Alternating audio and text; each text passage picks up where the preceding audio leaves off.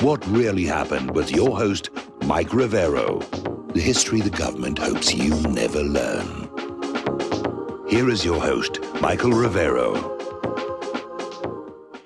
Well, good afternoon, ladies and gentlemen. Welcome to What Really Happened. Surprise, surprise. Mike is not with us today. In fact, as I understand, he's going to take the rest of the week off. And I'm sure he deserves a little R&R. I know he went through a very stressful move from Hawaii recently. And so I hope you all will stay tuned, because even though I am described by the owner of this network as a very difficult listen, because listening to me is like listening to the sound of paint dry, I want you to know that I have a way around that, because I've got a very special guest with me today that I'm going to introduce in just a moment. But first, for those of you who are unfamiliar with my own work and to participate in today's chat room, simply do a search on the internet, Lark, L-A-R-K-I-N, Texas. Lark in Texas. I've been associated with this network for approximately 10 years. You can go to republicbroadcasting.org and just do a site search, or under columnist, do a search. Communitarianism, first things first. Also Lark on communitarianism. Otherwise, just type these words into any chat room. Communitarianism, first things first. Lark on communitarianism. I have an old static web address, which is simply larkintexas.blogspot.com. larkintexas.blogspot.com. Now, the name of that website is entitled Just an American, but spelled Justamerican, a play on words. Just an American. And you'll also find that I've signed into a Skype, a couple of Skypes, in fact, today. If you'd like to join in the conversation via Skype, you can type into your search engine RBN Live, rbnlive.chatango.com. So that's rbnlive.chatango.com. And my own Chatango address is simply Just an American, JUSTANUMERICAN.chatango.com. But you'll find that address at today's chat address for interaction with your fellow listeners at rbnlive.chatango.com. And anyway, you should know that because I'm such a terrible host, I'm certainly not as glib or as practiced in the art as Mike Rivero, who's really one of the best broadcasters out there. Today, I decided to pull a surprise on John and you listeners, because I brought in the assistance of a new friend of mine that I've made from across the pond. And unlike myself, this man is glib, and he is not a technophobe. In fact, he's quite adept with this technology. He's a filmmaker, he's a podcaster, he has a YouTube channel, and he's a remarkable, remarkable fellow. And so allow me, if you will, let me introduce to you Mark Windows of windowsontheworld.net. How are you, Hi, Mark? Lark. Hi, Mike, I can hear you. Well, that's great. It's good that you could join me today, because you probably didn't know of my reputation here on RBN. I'm really the world's worst broadcast host. And there was a time when I was actually quite proud of that. But I like people who go against the grain. Well, whatever we have to do to get noticed nowadays, I suppose. You know, we've got quite a bit of clutter in this mediascape environment that we encounter today. There's a lot of fear porn, there's a lot of misinformation, disinformation, and I'd like to think that people visit with people like you and myself and this network so that we can kind of cut through all this clutter. So I think that's a fair assessment. So why don't you, if you don't mind, Mark, why don't you introduce yourself to the RBN listeners, tell them who you are, and encapsulize kind of what you've been up to of late. Yeah, well, that's quite a big story, Lark. I mean, I got into this quite a number of years ago, probably like yourself, by looking at historical narratives and then comparing them with the facts. And that led into lots of areas, really. I studied things from a very early age. And when I started latching on to the things that we're going to be talking about tonight, that was probably about 15 to 20 years ago when I saw how society was being re-engineered. And that talk we did recently, you gave up the whole background of communitarianism, which was great, which we're going to be talking about tonight. But I started off a website called landofthefree.co.uk, which is gone now. That was very successful at challenging perceived authority. Went through many court cases, taking on the local community councils we have in the UK, borough councils, and also corporations. And I started studying law, what we are within the law, what we're perceived to be within the law, and what we can be within the law, and also what we are outside of that. So that took me into a very big area. Several years later, I joined up with a TV station called The People's Voice, which was very short-lived, which was run by David Icke and some others. And it was really a very intense sort of short period. And I was on live every day. We reported all sorts of things that were really essential for the public to know. And we all thought they were going to get out there more. And in actual fact, we're still kind of marginalized by the mainstream media. We're never going to be able to do anything about that. But what I've been doing since then is windowsontheworld.net. So basically, the website that I run now has got everything on it. And I try and get things down to the essential core of what they're about. In other words, simplify and edit all the information, because there's a lot of noise around most subjects. And what I like to do is kind of forensically take things apart. And I think this is where the sort of experience with the law came in as well. Because in order to have a legal argument, you have to get something very simplistic onto paper. And on all that's helped. So, yeah, from huge areas of research like the occult, historical narratives, and what's going on today, we've sort of broadened out a sort of area which we talk about generally, which is the sort of social engineering that most people see around them, and it's happening very quickly, but few people are able to properly define. So I think that's probably a good way of summing up what I've been up to. Well, I must say, I know it was Breiser of the Graham Hart Show online who I think introduced us not that long ago. But I have to say that I was immediately impressed with your breadth of knowledge. I understood immediately that you were a man who'd done a tremendous amount of research and had probably been researching all his life. And I felt a kinship right away with you. And so, I'm delighted that we came to, visit a few times before today. And I'm hoping that the listeners here of RBN will learn about your work. And now you do a podcast as well as a live stream. Is that right, Mark? Yes.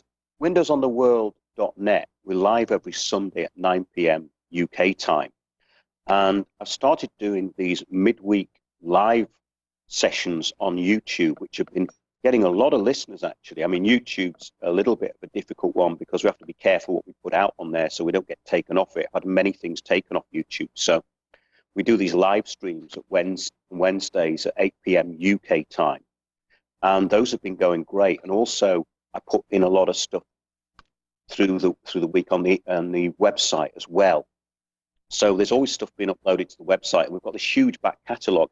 And it's actually great, really, because I'm creating a sort of archive. And it's an archive that is, I think, quite useful because, again, I simplify things and edit them, often for my own purposes as well, so I can understand them. So if I can understand them, then hopefully other people will understand them. And I also do talks. We go around the country doing talks about the bigger picture, really, of what's going on with the social engineering of society, what's going on in people's local areas, and stuff that you and me talk about, the communitarian aspect, which is infiltrated every level of governance, society, and the way that the public interact with pretty much any agency.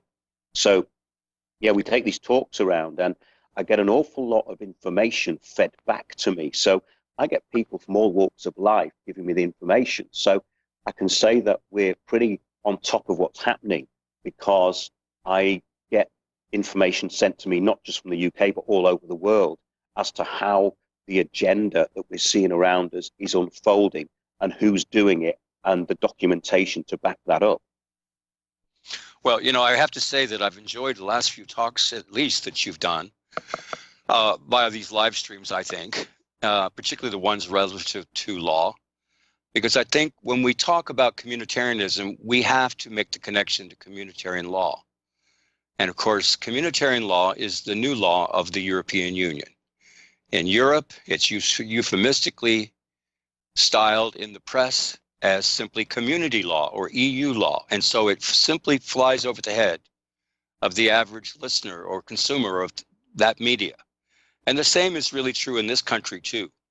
When we listen to our Sunday talk shows, for instance, where we think that we're going to get some kind of in-depth analysis of what's going on in the world, very often, if you're not familiar with the language of communitarian parlance, or as I term it, code speak, similar to Orwellian newspeak or doublethink, then you're simply not going to get the gist of what these policy wonks are really talking about. Because what I've discovered is that, frankly, they're using communitarian language, but this language is deceptive by design. It flies over the heads of the average listener. They simply don't understand that words like sustainability and even community, things like quality of life, free trade, climate change, these kind of words are all loaded today. And I find that, unlike yourself, I've lived as a hermit for rather a long time. And I think this year I am somewhat committed to getting out and mixing it up with the locals more and more, I have to say. So, I admire you for doing that. But the truth of the matter is that we have to get knowledged up about this communitarian parlance. Otherwise, we're simply not going to recognize it. And so what I like to do is I like to suggest that people do a search online for the title of a book that was originally written in 2003 and was revised in 2012, written by Nikki Rapana and her daughter, Nordica Frederick. The title of that book, type it in any search engine, is The Definitive Anti-Communitarian Manifesto. When you get that ebook, you're actually going to get two books in one. You're going to get this revised edition of the Anti-Communitarian Manifesto, now styled the Definitive Anti-Communitarian Manifesto, since its revision. But you're also going to get something entitled 2020, Our Common Destiny. And yes, we're here, ladies and gentlemen. It is 2020. But remember this, that communitarianism is simply a word. And I understand that for a lot of people, words like communitarianism, they are not things. They're not tangible. They're not physical. They're not material. And therefore, they must be nothing words. And really, and very often, we can say that these are throwaway words. But in today's climate, in today's social, political, economic, cultural milieu, we can't ignore language just because we don't understand it. And a lot of times this language is not comprised of multisyllabic words like communitarianism or even communitarian. We have to realize that there is a language that policy wonks, people outside of our experience, people from think tanks, foundations, grant-making entities of all kinds and stripes, they use this language. And so what I mean to say in a nutshell is if you're not hip to the language, you don't get to play in their sandbox, because this narrative is being driven by all political parties, In the States, that would be the Republicans and the Democrats. And remembering, too, that communitarianism is simply the synthesis in a Hegelian dialectical formula, which juxtaposes or contrasts capitalism and communism. Now, the first thing you have to ask yourself is, do you really think that you know what these words mean? When we use words like liberal and conservative and constitution, do we really know what these words mean? Well, maybe not. I remember early in my research, I had to look up words like capital. And that's when I discovered that the online encyclopedias included the communist definitions for capital as well as the capitalist definitions for capital. And that was quite a revelation for me. So there's more types of capital than you might imagine. For example, social capital, natural capital. Did we ever think that these things were part and parcel of this thing called capitalism? And remember, too, that capitalism today is really about, when we talk about the uber-rich capitalists, the globalists, if you will, the heads of transnational corporations, a lot of times these people are speaking a language that we just don't sabi. We don't understand it because it's outside of our experience. Other people listening to this broadcast who are business people, for instance, they will be hip to this kind of a language. But fortunately in my life, I've been an employee and an employer. And I've got to say that at this point in my life, since January of 2006, I reject both labels, employer and employee, and for very good reason. Would you like to add to that, Mark? Yeah, I think with this decoding of a language, it's very important to try and simplify it again, because a lot of people don't really get this. And when you see things like social justice, social equity, all of these terms, once you understand what this thing's actually about, they're really all about appearing to sound very worthy, but they're really about stripping away a right or an asset. Basically, that's what it's about. And also the empowering of so-called minority groups, the created minority groups that aren't minority groups that get empowered. And this is where I started finding it very interesting, because I found a whole network of NGOs was into this communitarian agenda, and it was a worldwide thing. I found out that the NGOs rolling this out were in countries all over the world, sometimes in over 100 countries. And I started to see how this worked locally. So I think it's important that people know that this is a global agenda which is implemented locally. And we can also talk about sustainable development, Agenda 21. Yes, these are absolutely tied into the communitarian ideals, which strip away individual rights into collectivism. And I think that's really where it kind of impacts on people, because they realize that their individual voices no longer matter. They will find that they are not able to have an input locally with local governance. And then you start looking at national governance, and then you see, well, wait a minute, why, for instance, in the United Kingdom is George Soros funding a company called involve.org.uk, who are organizing a thing called citizens' assemblies. Citizens' assemblies are the absolute natural outcome. Well, it's an unnatural outcome of communitarianism. They are the way of steering the people into predetermined outcomes. And once you see this, you cannot unsee it. So I think that it's great to try and be specific and look at how this actually impacts on people locally, because it's a very sinister network when you start looking into it, because it works on many levels. It doesn't just work on sort of levels of kind of open local engagement.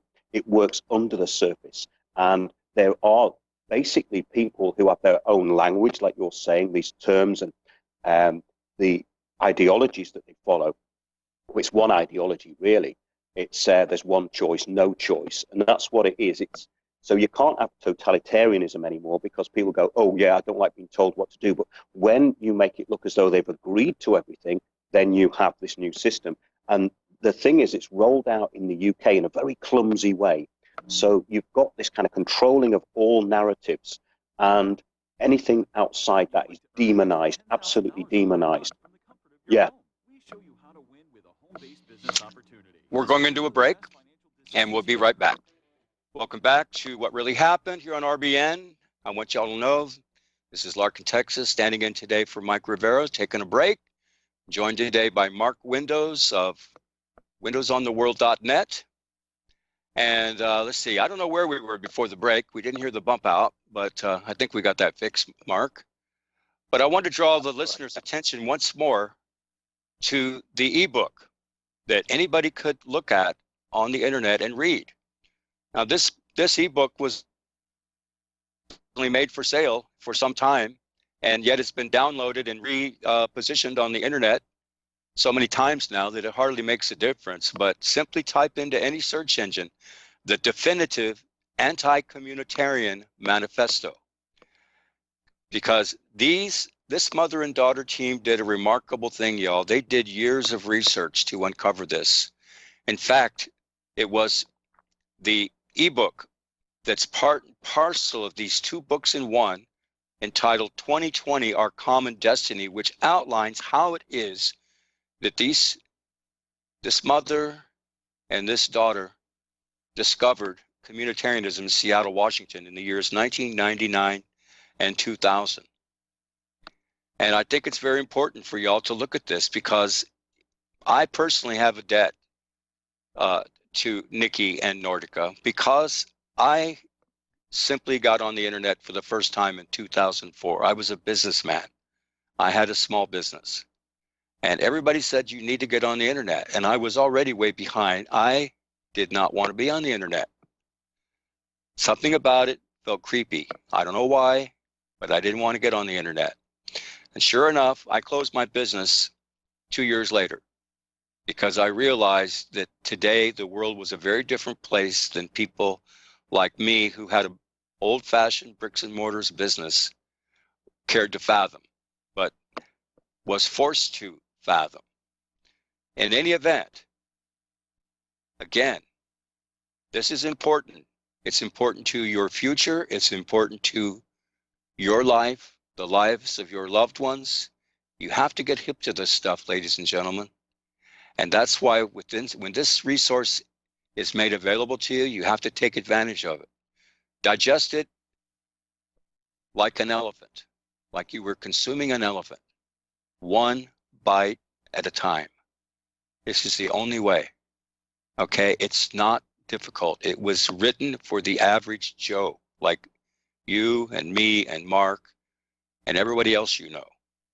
It's not that difficult to grasp. But in this book, the original book was called The Anti-Communitarian Manifesto. But see, this is divided in two parts. Part one is, what is the Hegelian dialectic? Now, if you know what the Hegelian dialectic is, or even if you don't know what the Hegelian dialectic is, I promise you, you're going to benefit by reading the first part of this book. What is the Hegelian dialectic? And part two of the book is entitled The Historical Evolution of Communitarian Thinking. This book, to me, is really a must-read book, because the truth of the matter is that 95+% of everybody in this world today who's even familiar with these terms, communitarianism, communitarian thinking, are actually communitarians. And I dare say that when we think of the label and how it's applied today, it really is all of us. So all of us are communitarians. And so you say to yourself, my goodness, I'm a communitarian. I never gave myself that label. How dare somebody think that I am this thing called a communitarian? Remember, the communitarian agenda is twofold. It's depopulation and it's techno-slavery. And we'll get into that. It impacts upon your life, whether you believe it so or not. So you have to know how to navigate this minefield today. So anyway, we'll pick up on that, Mark, after this commercial message. Okay. We've got a surprise for you today. This is Lark in Texas, standing in for our friend Mike Rivero, taking a long vacation, at least through the end of the week, I think, only. And I'm joined today by Mark Windows from across the pond, windowsontheworld.net. I'd urge you, ladies and gentlemen, to check out Mark's work. He's done brilliant work over the years. He's even a filmmaker.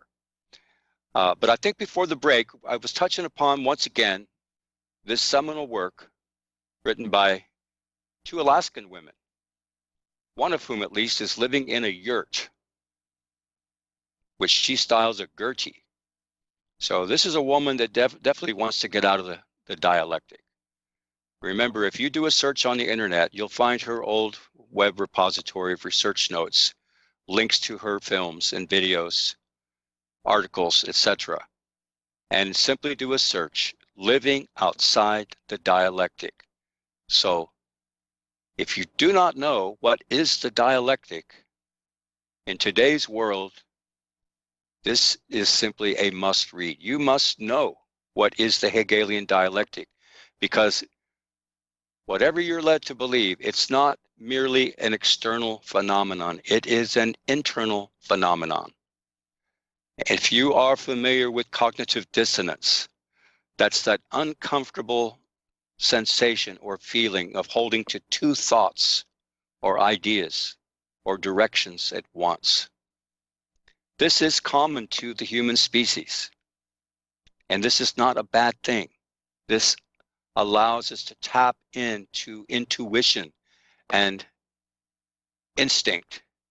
These things, ladies and gentlemen, are much more well developed in our species, within yourself, within your loved ones, than anything having to do with language and words. Language is a subject that's always fascinated me. Remember, it's loosely divided up between symbology, the study of symbols, and semiotics, the study of signs or signifiers. So language is a lot more than knowing about words and having a fancy vocabulary. Always remember that. Our natural endowments as human beings are the exercise of free will. We were born to be free. And nowadays, ladies and gentlemen, the truth of the matter is that most of us volunteer ourselves into technological slavery.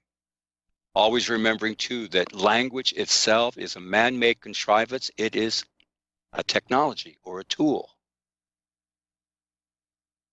So anyway, before the break, I was suggesting that you read the two-part book, the Definitive Anti-Communitarian Manifesto. This is job one. If you don't like to read, go on YouTube and simply type in the word communitarian and listen to what other people have to say about it until it becomes comfortable. It's crystallized in your mind that you know what this word means and understand how pervasive it really is in this world. Remember, a thing can be a thought every bit as much as a thing can be a tool like a car or an anvil, an axe, a knife, something physical or material, something real. Well, see, words and patterns of thought are real too in people's minds, whether it's part and parcel of your thinking, part of your playbook in your life or not. You have to ask yourself, does this type of thinking, is it made evident? Is it manifest in other people that you encounter perhaps? Yes or no? So that's why, like, for example, if you do a search, Lark on communitarianism, and you go through those isms, once you quickly familiarize yourself in about 1 minute what these words mean, then you have to ask yourself, do they mean anything to me? Are they relevant at all? Do they matter? And so at the end of the day, remember this, you are the final arbiter of the truth. You're the expert. And don't let anybody ever tell you differently. You are the final arbiter of the truth. And so just to conclude, it's important to get other people's perspectives on things that you don't know a whole lot about. I didn't know a lot about this. And I have to say that I'm still learning something new every day of my life. I say all the time that I can learn something from every person, everything that I encounter in this life.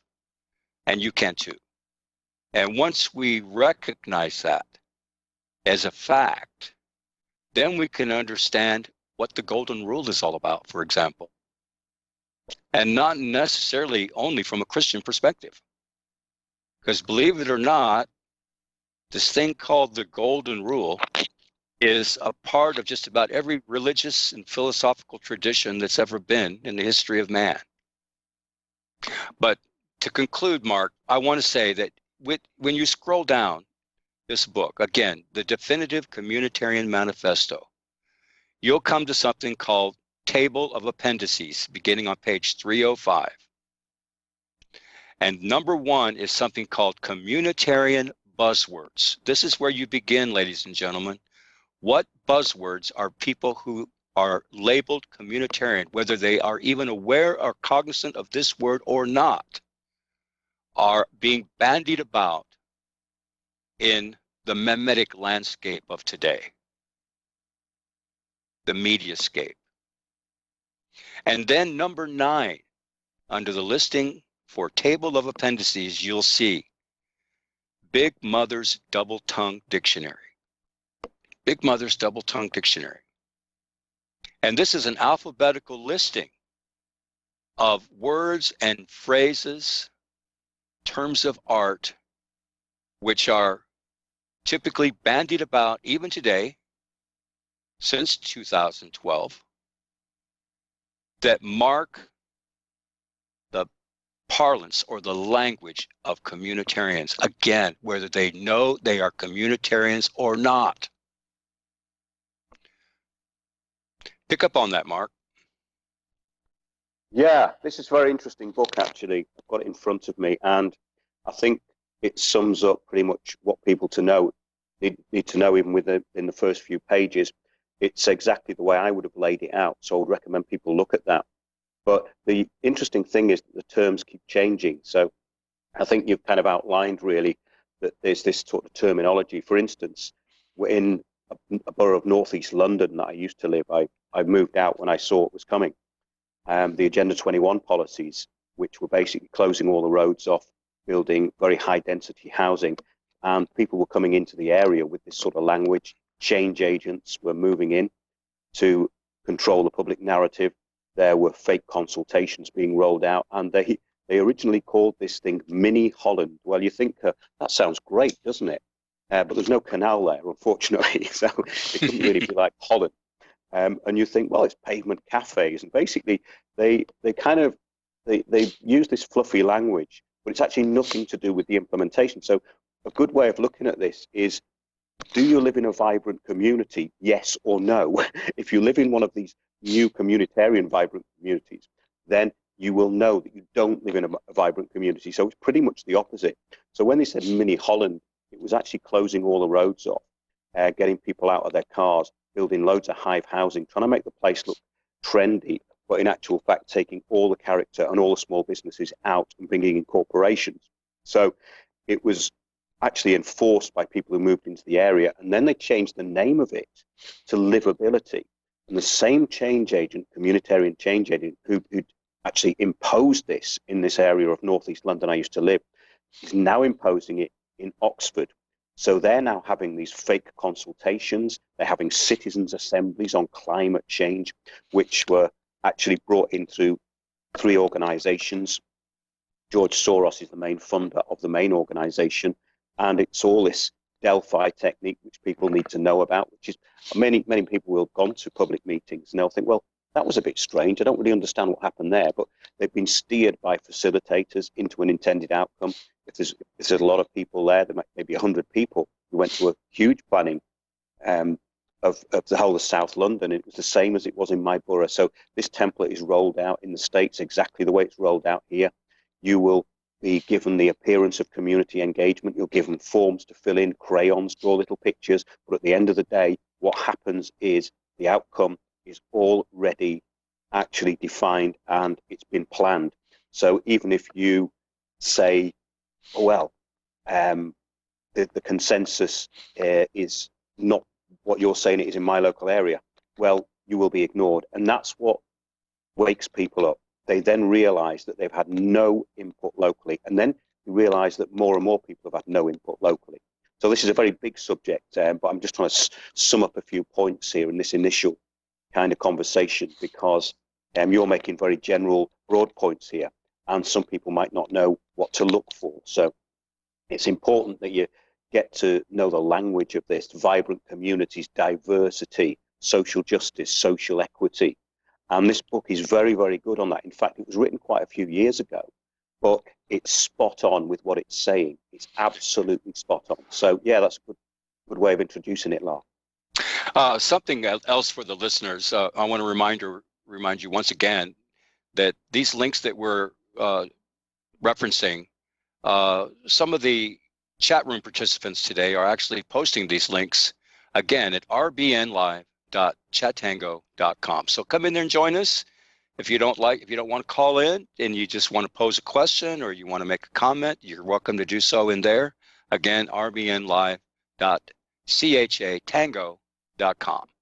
Now, I want to say that if you want to go on YouTube and type in 3 words, problem, reaction, solution. The YouTube channel name is Yogi for the Lord, and it's spelled Y-O-G-I, one word, the number 4, the T-H-E, Lord, L-O-R-D, Yogi for the Lord. Again, the title on YouTube is Problem, Reaction, Solution. And this is going to spell out crystal clear what Mark was just saying about a predetermined solution, a manufactured problem, an anticipated reaction. Remember, problem, reaction, solution. Thesis, antithesis, synthesis. Thesis, capitalism or communism, doesn't matter.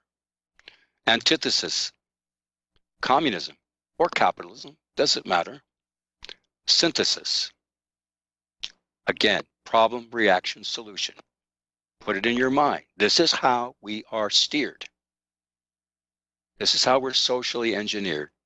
In fact, there was a book written in 1948 by Norbert Wiener, who was a professor at MIT in Massachusetts. Title of that book was about cybernetics.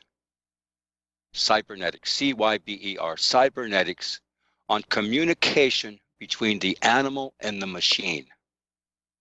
So bear in mind, in this technological age, this age of information today, ladies and gentlemen, your biological input is required in order to create feedback loops. And this is how we get to the point where machines will be able to govern our lives in the future. Because this technology that we know today as the World Wide Web, the internet, remember, it was a military technology. It was born out of military research. And during World War II, MIT was a vanguard institution in terms of supplying people for the Manhattan Project. Post-World War II, there were these things in the States called the Macy Conferences. And they were in the 40s and the 50s. There was at least 5 of these conferences. The most eminent scientists in their field, and that would include physical scientists, life scientists, natural scientists, and social scientists, because they roll them all together, whether they're true sciences or not. And they brought them together because they wanted to determine how it is that they could win the peace Remember, this is following World War II. The war had been won. Others will say the war had been lost. Now we've got this Orwellian term of art, sort of like the Department of Defense. And it's called, we're going to win the peace. So now today, what we have is perpetual war for perpetual peace. Starting to get it? And anyway, these scientists, they all had specialized languages. They had a lot of difficulty in even communicating with each other. They brought together anthropologists. They brought together sociologists. They brought physical scientists together and the like. But at the end of the day, they decided that they had to come up with something in which all of them could communicate. And that was the science of control. They decided that they could coalesce around this idea of control because all of them had an interest in control. And that's when they came up with this entirely new field and called applied systems analysis. Applied systems analysis. And you can learn about these things, by simply doing a search, for example, the American Cybernetic Association. You can look up Macy Conferences, M-A-C-Y, online, and the like. Anyway, I think we might have some callers, Mark, and we'll get to those after this next break. So we are in the final segment of our first hour, and Mark is going to be leaving us after this this segment. But first, let's bring in Glenn in Philly. How are you, Glenn? All right. Hello, Lark. Hi. Hello, Mark. Hi. Oh, Lark and Mark. How about that? Well, yeah. Lark, I imagine you're probably familiar with me from hearing me on calls to Chris Hinckley on his Road Warrior program. You probably, but so yeah, I'm in an overarching sense, I'm certainly in agreement with what you and Mark are saying, but I feel compelled to sound a note of caution because I find that the words rhetoric and dialectics are taken very narrowly these days, or much maligned, or only viewed in one sense. And we should remember that the art of dialectics was around long hundreds of years before Hegel was born. Dialectics was a legitimate topic studied at university and part of classical philosophy. So is rhetoric, the art of persuasive speech. We hear rhetoric as, pejorative mostly. As, oh, that's just rhetoric. It's like, yes, rhetoric used to be considered very important. It was a skill, an art. It had to do with speaking well. And same with dialectics. Dialectics, having to do with the consideration of contradictory notions or the resolving of conflicts or comparing and contrasting opinions. So that is not in itself is not inherently bad.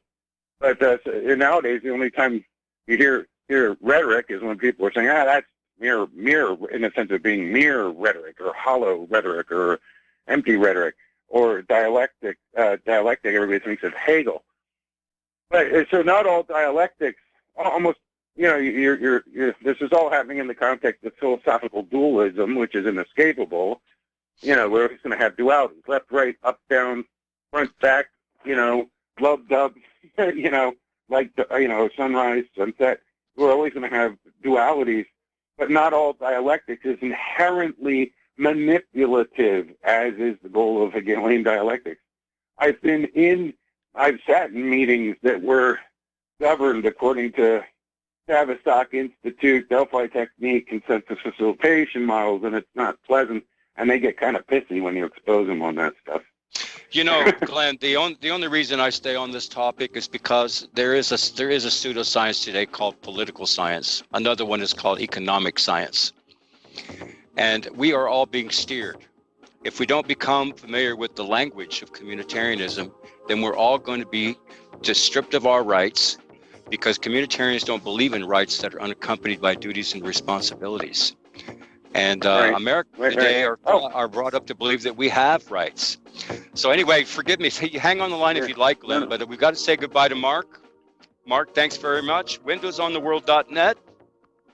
Final word, Mark? Thanks very much. Yeah, it's interesting what Glenn's saying, actually, because we're getting now into the meat and potatoes of what we're really talking about. I think there's a last word.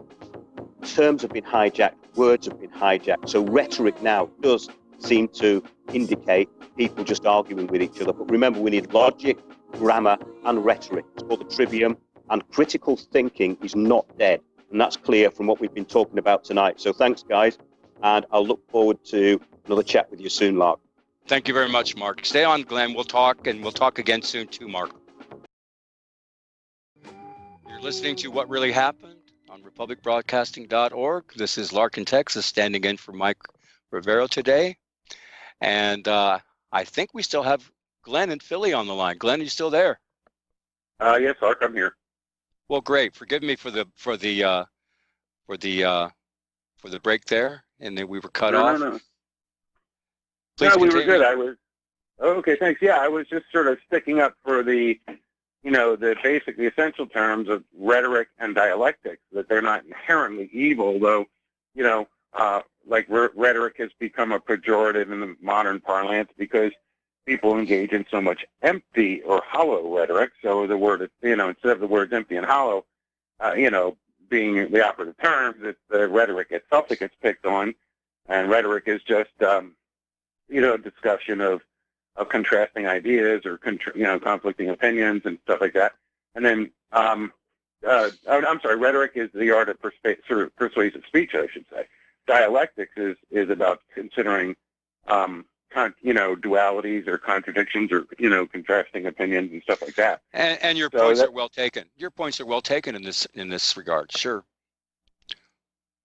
Yeah. So I had the advantage of attending a Christian college in the '80s, where the philosophy department still taught philosophy along classic lines, as it would have been studied for hundreds of years.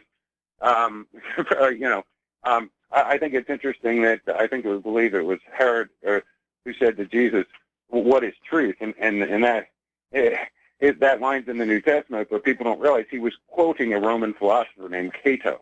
So philosophy was around even back then, and that question is what is truth is especially hollow, given that he was addressing it to the living truth. It was right there before him, but the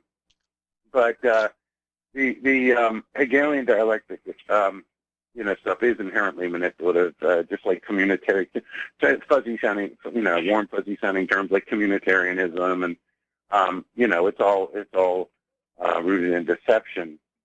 But the one thing, when in studying philosophy, like classic philosophy, we learned it was, the five of the big divisions were ontology, cosmology, epistemology, ethics, and aesthetics.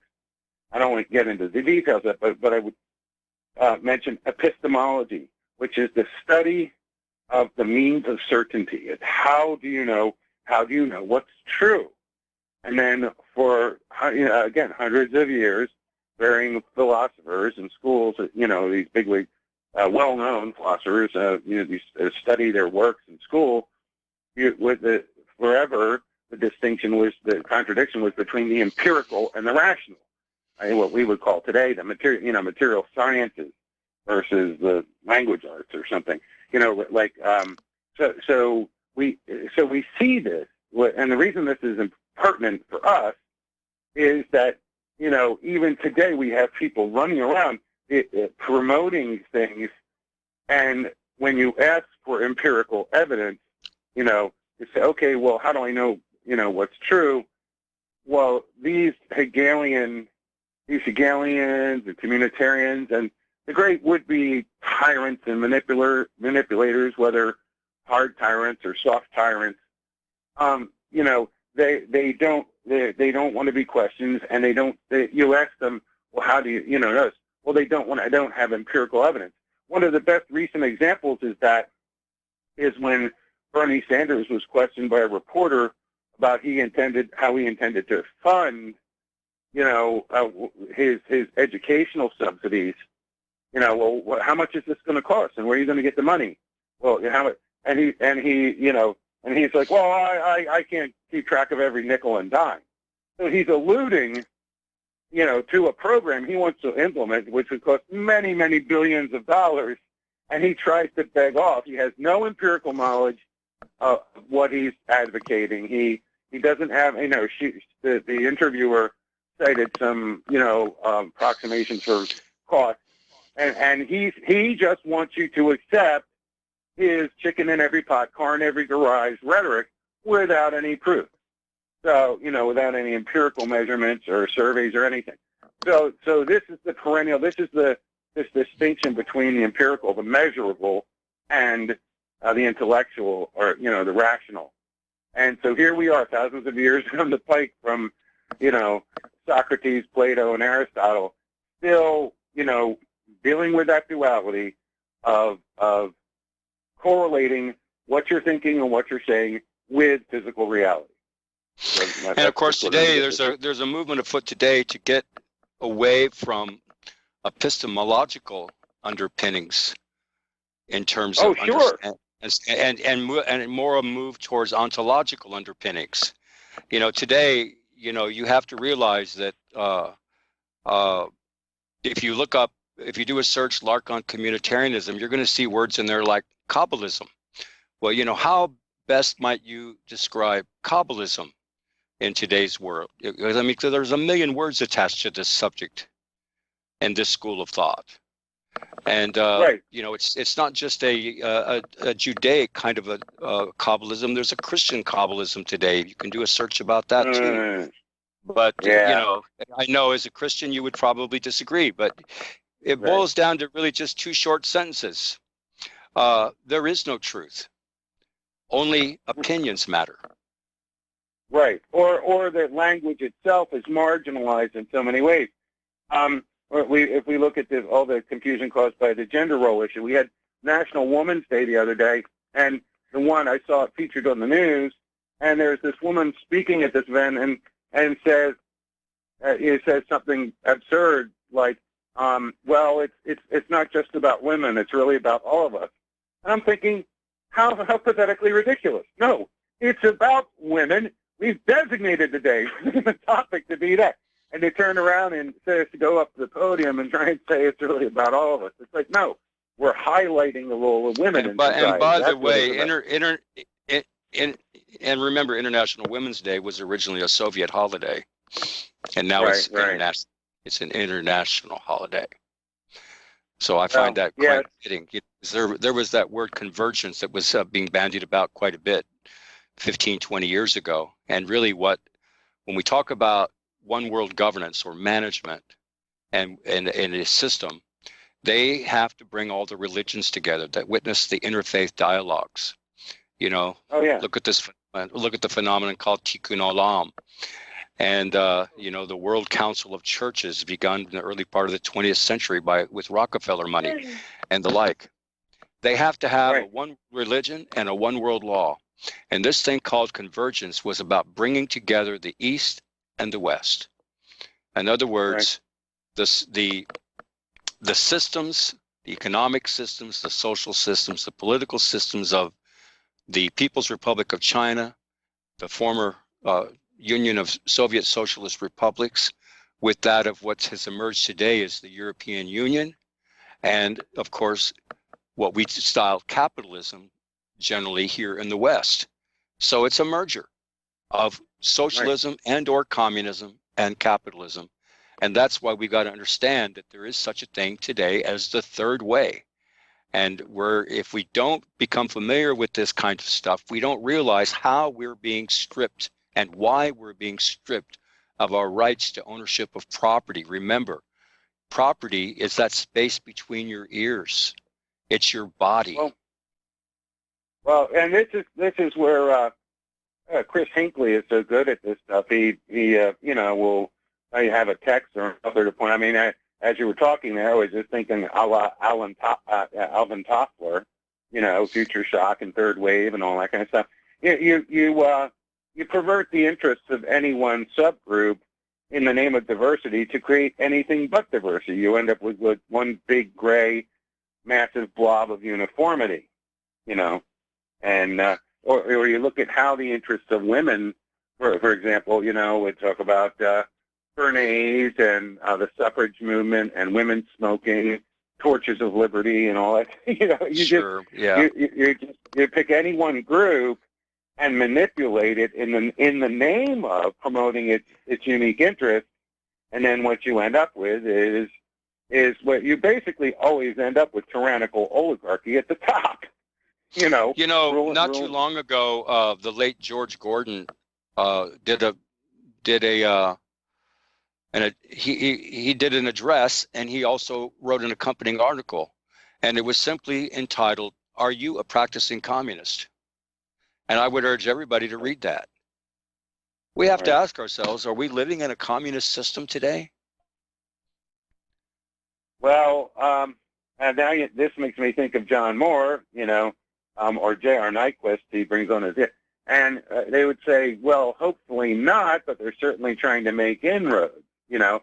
And if you look at this, whether it's you see, because what's funny is, you know, people might look at someone like Nyquist and think that he's an anachronistic vestige of the Cold War, you know. A commie under every rock, and you know, and Reese Committee or whatever. And but no, it's still a communist agenda. But they realize that the language is recognized, so they end up going with things like communitarianism. And you know, so this is why whether it's fascism on the far right or communism on the far left.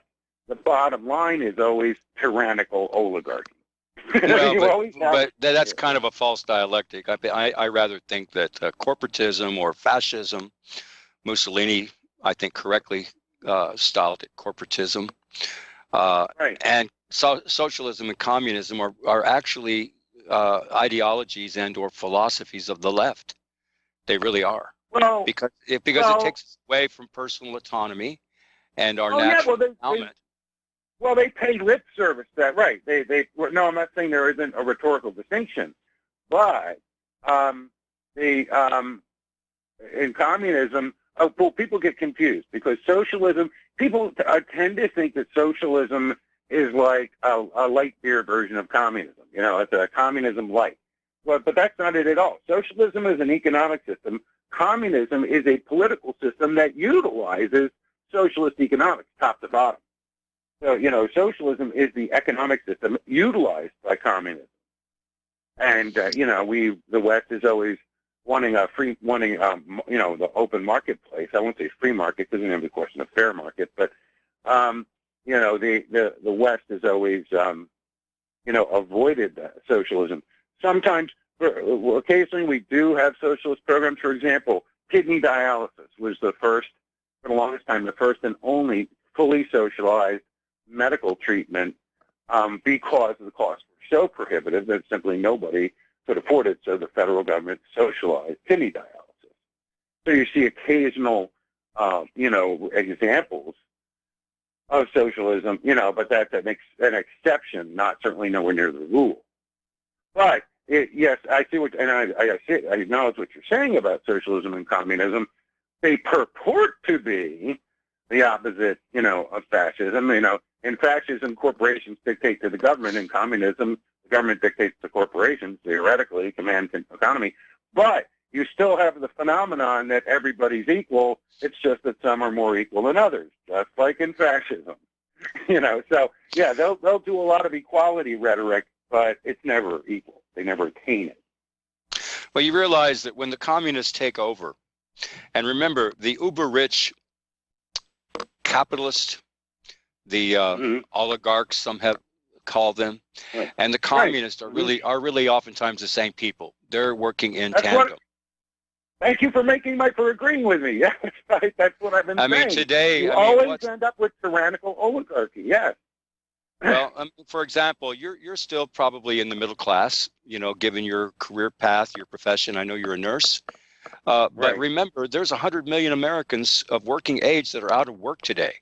The middle class has been hollowed out. Manufacturing has been outsourced to formerly third world countries. these communist countries are now just as much capitalist as Americans are,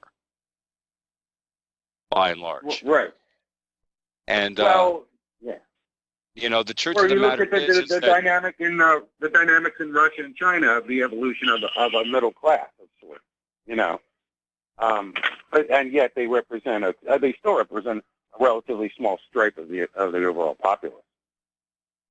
Well, and so it's the way I see it, though. I mean, we as a people, as Americans, for instance, I mean, we're still being socially engineered.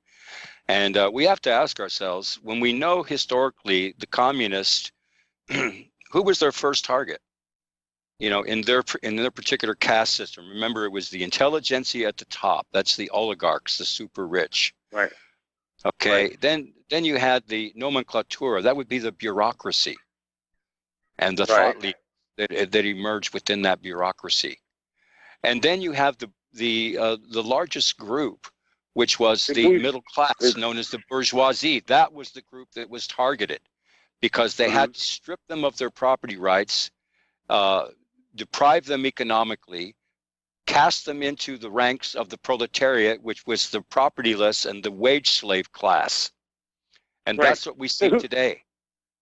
So who did Pol Pot call to meetings and then execute? You know, Pol Pot would go into a village. They'd call, you know, the village elders or leaders or, you know, the bourgeoisie type, the nurses, the teachers, people with reading glasses. If you could afford reading glasses and you were literate, you got lined up at the trench and you got shot in the back of the head and had lime dumped on your body and buried. Yeah, and the truth of the matter is we've got a new economy that's emerging today in this information age, and I dare say that we have what's known in the French as a dirigiste economy. It is a command and control economy. The people who are doing well in this economy is because the communitarian master planners want them to do well in this economy. And that's why you've elevated all these techies. Remember the GRIN technologies, genetics, robotics, information, and nanotech. What's the watchword within all of these career paths, within these industries? It is innovation, innovation, innovation. Now we've got this 5G that we're contending with. We've got this pandemic. You know, we've got all this fear mongering. And we have to ask ourselves, well, what's behind all of this? Are we not being socially engineered or not? We already understand that the establishment legacy media, the big media so-called, is not on our side. Right. We can't. And yet we help build it. You know, we help build it.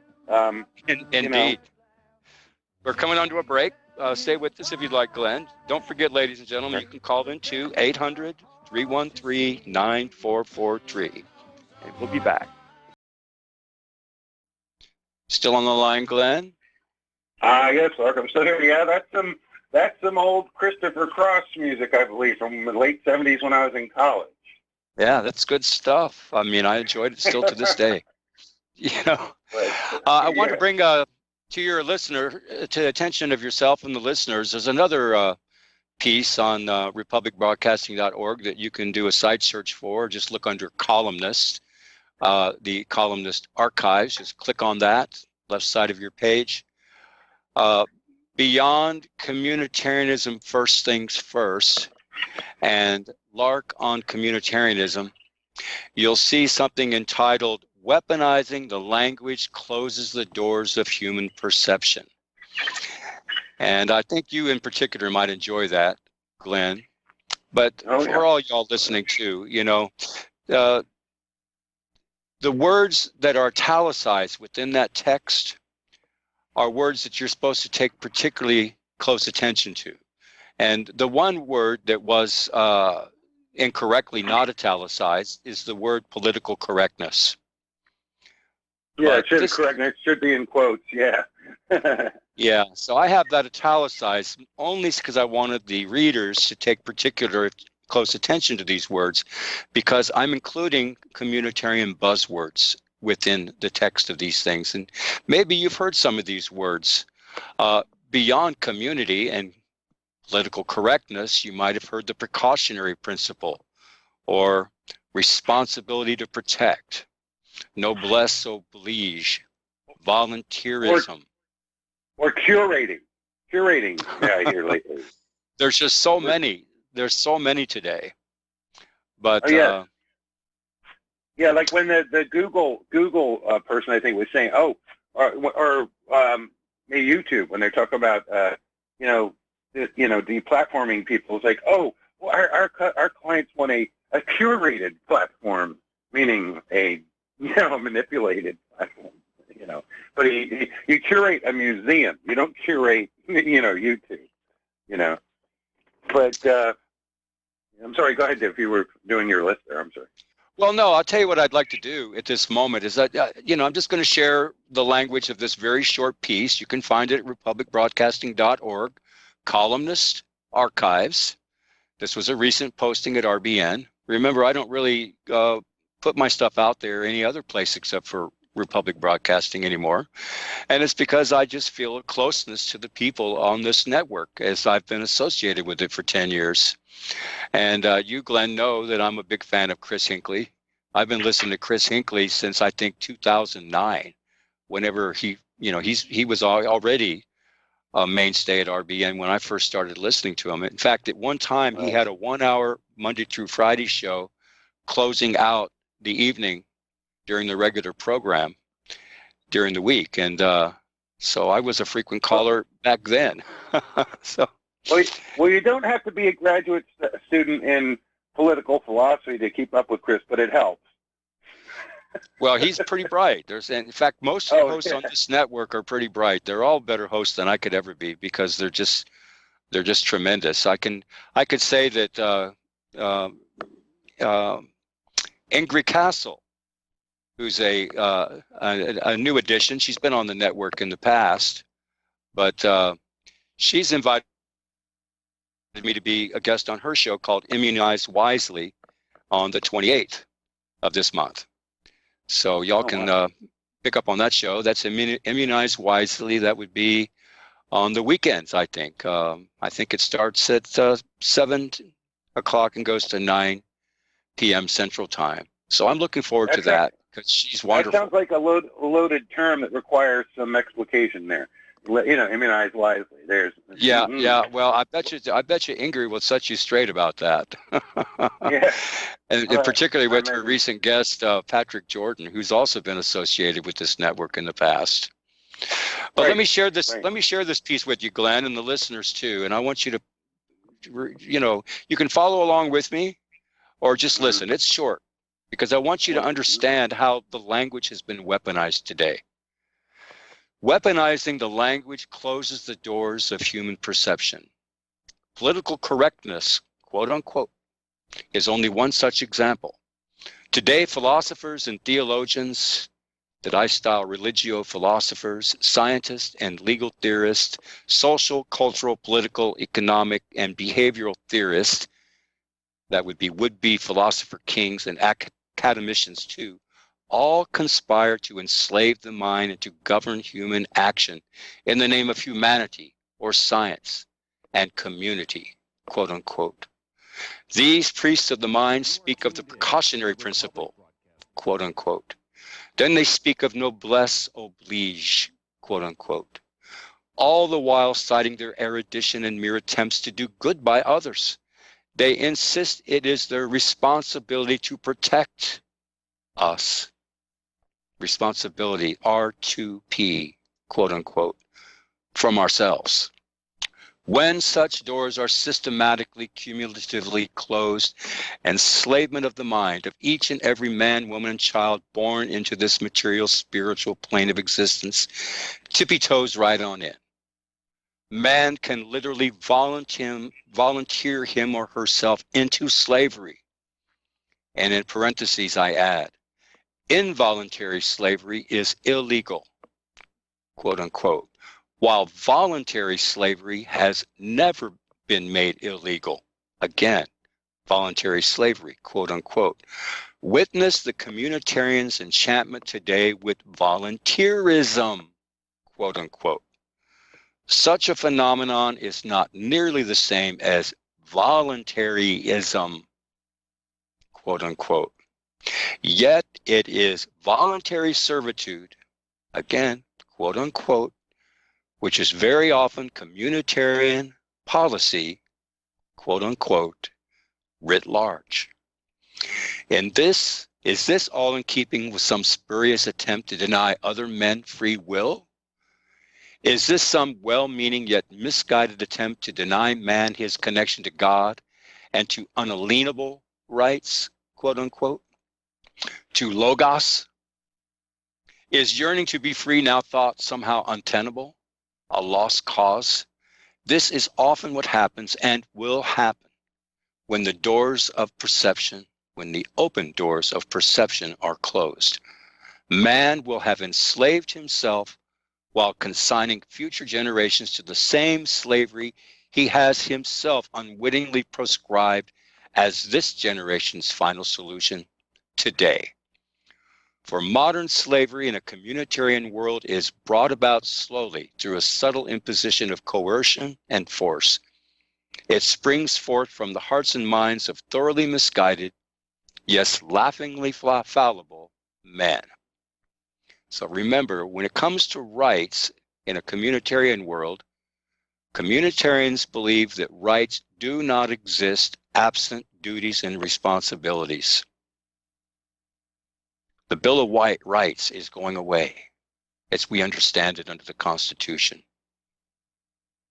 Rights which cannot be traded away are unalienable rights, as opposed to inalienable rights, those rights which can be traded away. And finally, I conclude that piece with the most famous quote, or one of the most, by the man who's been dubbed the most important philosopher of the 20th century, from Ludwig Wittgenstein. He said, "The limits of my language mean the limits of my world." So I wanted y'all to be apprised of that so you can read it and then take it in. And especially after you read Communitarianism, First Things First, and Lark on Communitarianism. And then, believe it or not, in today's chat room, again, rbnlive.chatango.com, you'll see that I've signed in as Numerican. And you'll see what I posted in there as the 9 words. So it's not all doom and gloom, ladies and gentlemen. There are remedies if we choose the remedies. While we still have this thing called exercise of free will, perhaps we should use it. Well, there's another component that we need, another element we need, of which there is a dearth, and that is courage. Modern people are sort of like, like junior high school kids are afraid of peer pressure. You can stand up and say, well, wait a minute, the emperor has no clothes, but people are afraid of disapproval. They're afraid. This is what you see in the Delphi technique. They have ringers in the audience to try and bring peer pressure against dissenters. So if you're going to stand up for something, you have to realize, that sometimes the nail that sticks out gets hammered down, and you have to count the cost of standing up for a principle. And people stick their fingers in the air. They try to figure out which way the wind is blowing, and they try not to say anything that's going to get them kicked out of the cool kids table in the lunchroom. There was a time in my life when I was a young teenager and then a young man coming of age, going to college. I only had this vague idea that somehow I wanted to be independent and I wanted to be a business person. And so I was very interested in food because I thought the whole problem of civilization is this problem of food. The whole problem of man is the fact that he has a poor diet. And anyway, I was involved in this industry for 40 years. I was a caterer. I was a chef. I was European trained. I was a restaurateur. I was a concessionaire. I was an employee. I was an employer. I was a serial entrepreneur. And finally, in 1994, at the age of 40, I finally had enough. I realized from the very beginning of my journey as a young man that there was a problem with the provender that came into the back door of these various establishments in which I was employed in some capacity. The problem was in the provender, the foodstuffs themselves. I realized that the food supply had been poisoned, and I knew this when I was a teenager. So therefore, at 40 years old, I was desperate to find another solution because I was really unhappy. And remember, at 40 years old, I was at the top of my game. It takes at least a dozen years to make a decent European trained chef. It is extremely difficult. And to work in that kind of industry is like being involved in a war on a daily basis. In Japan, where they have a fairly homogeneous population, and for which we have statistics going way back, it's today restaurant owners and chefs who have the highest mortality rate of any occupational group. In the US, they say it's surgeons or air traffic controllers. But do we really have good statistics? Because let's remember, this industry called the food industry is the largest industry on the planet. Well, if you watch I had to leave that industry, Glenn, because I realized that I was involved in organized crime, and I could not do a thing about it. I tried and tried and tried. I had to leave it. Right. Well, and then plus psychologically, I mean, as a nurse, I always think of the operating room as a stressful environment because of the minutia and the egos and stuff like that and the stress.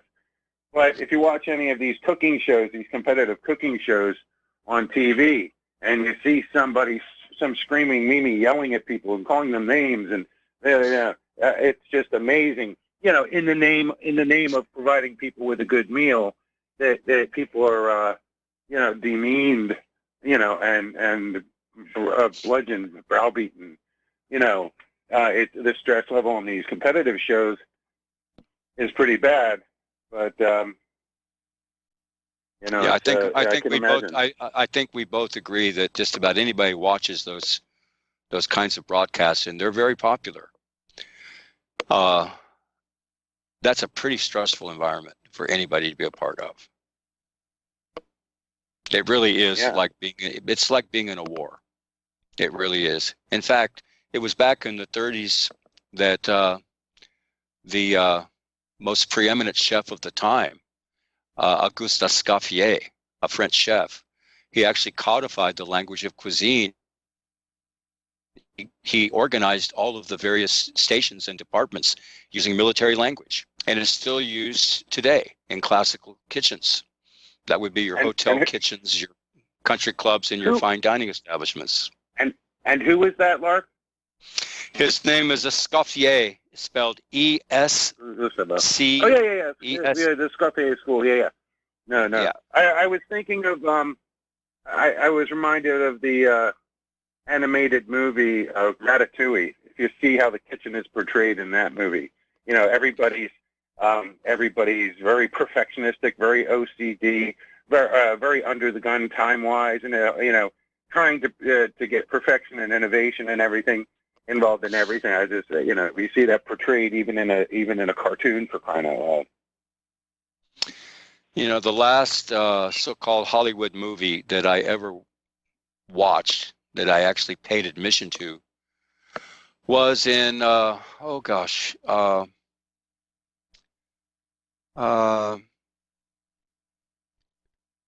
sometime back in the 80s. I think it was 1986. It was. And the movie was called Babette's Feast, which was an art house film. Oh, yeah, I remember that. Babette's Feast.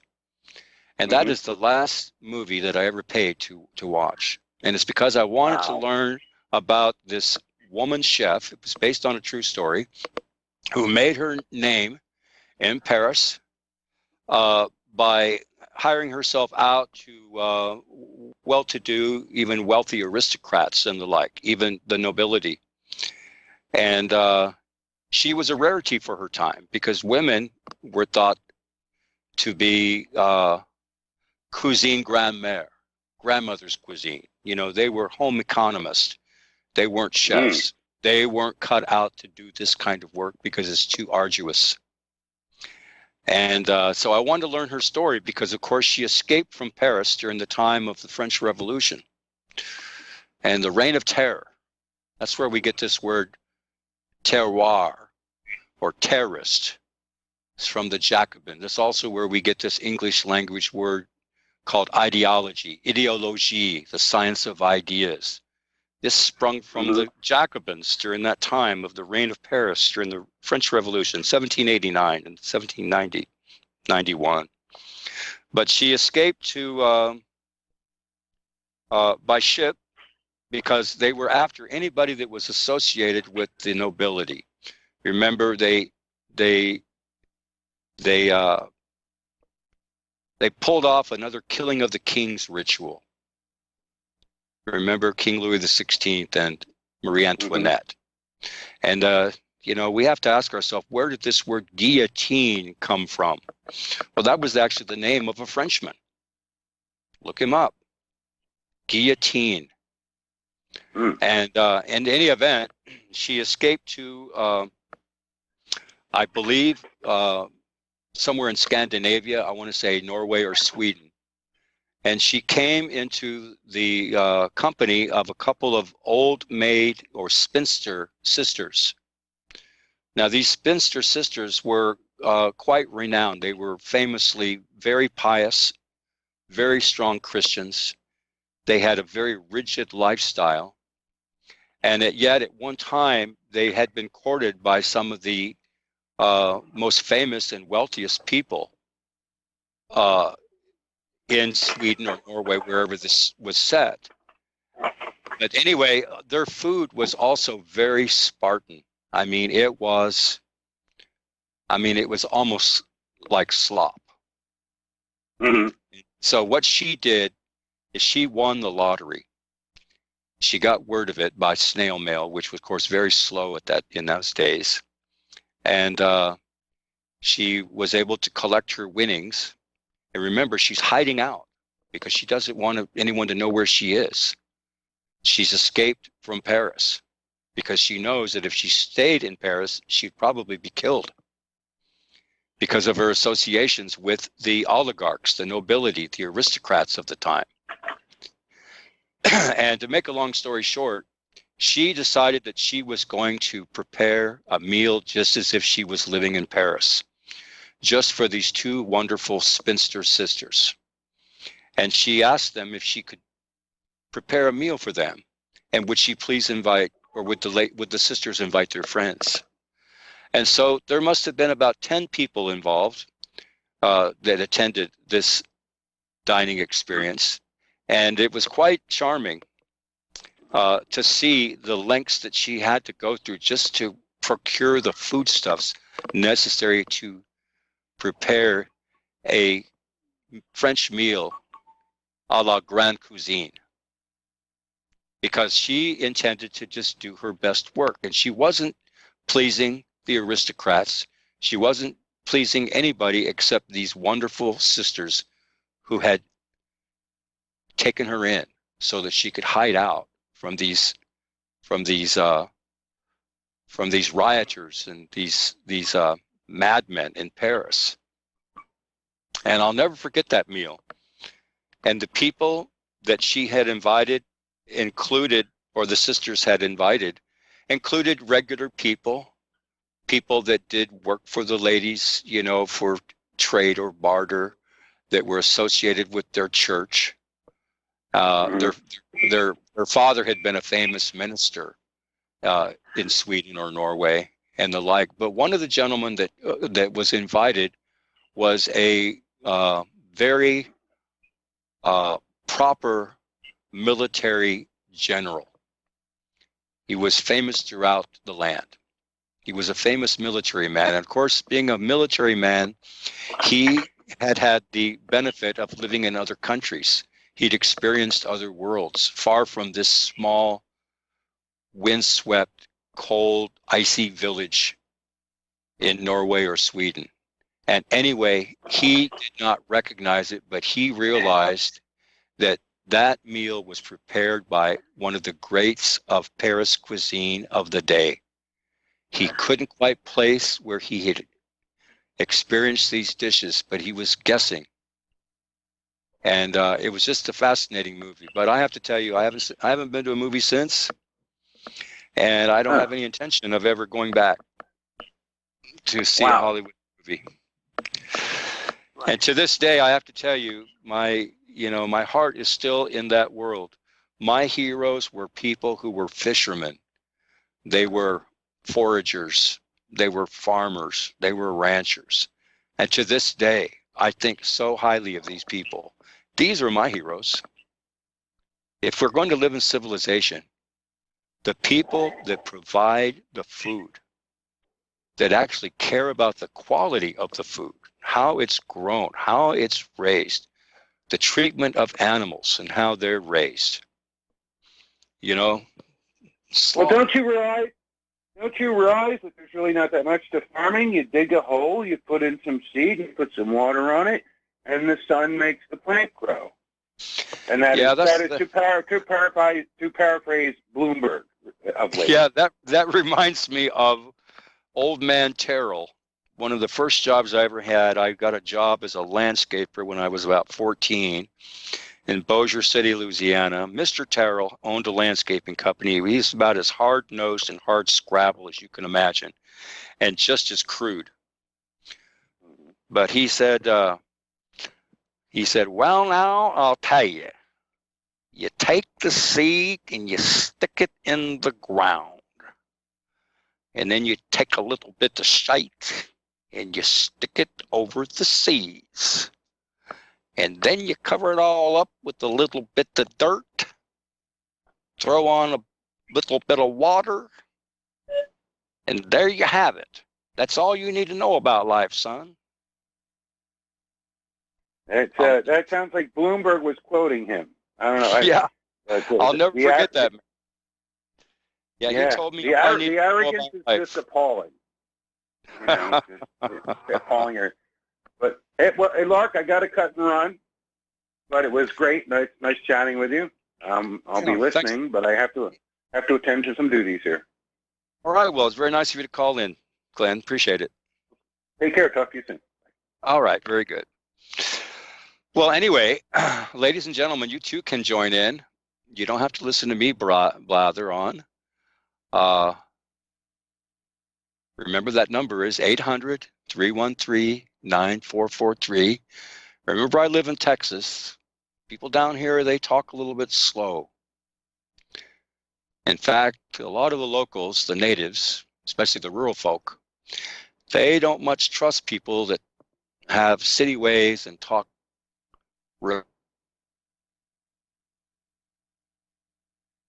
Remember, I'm not from Texas. I'm Lark in Texas.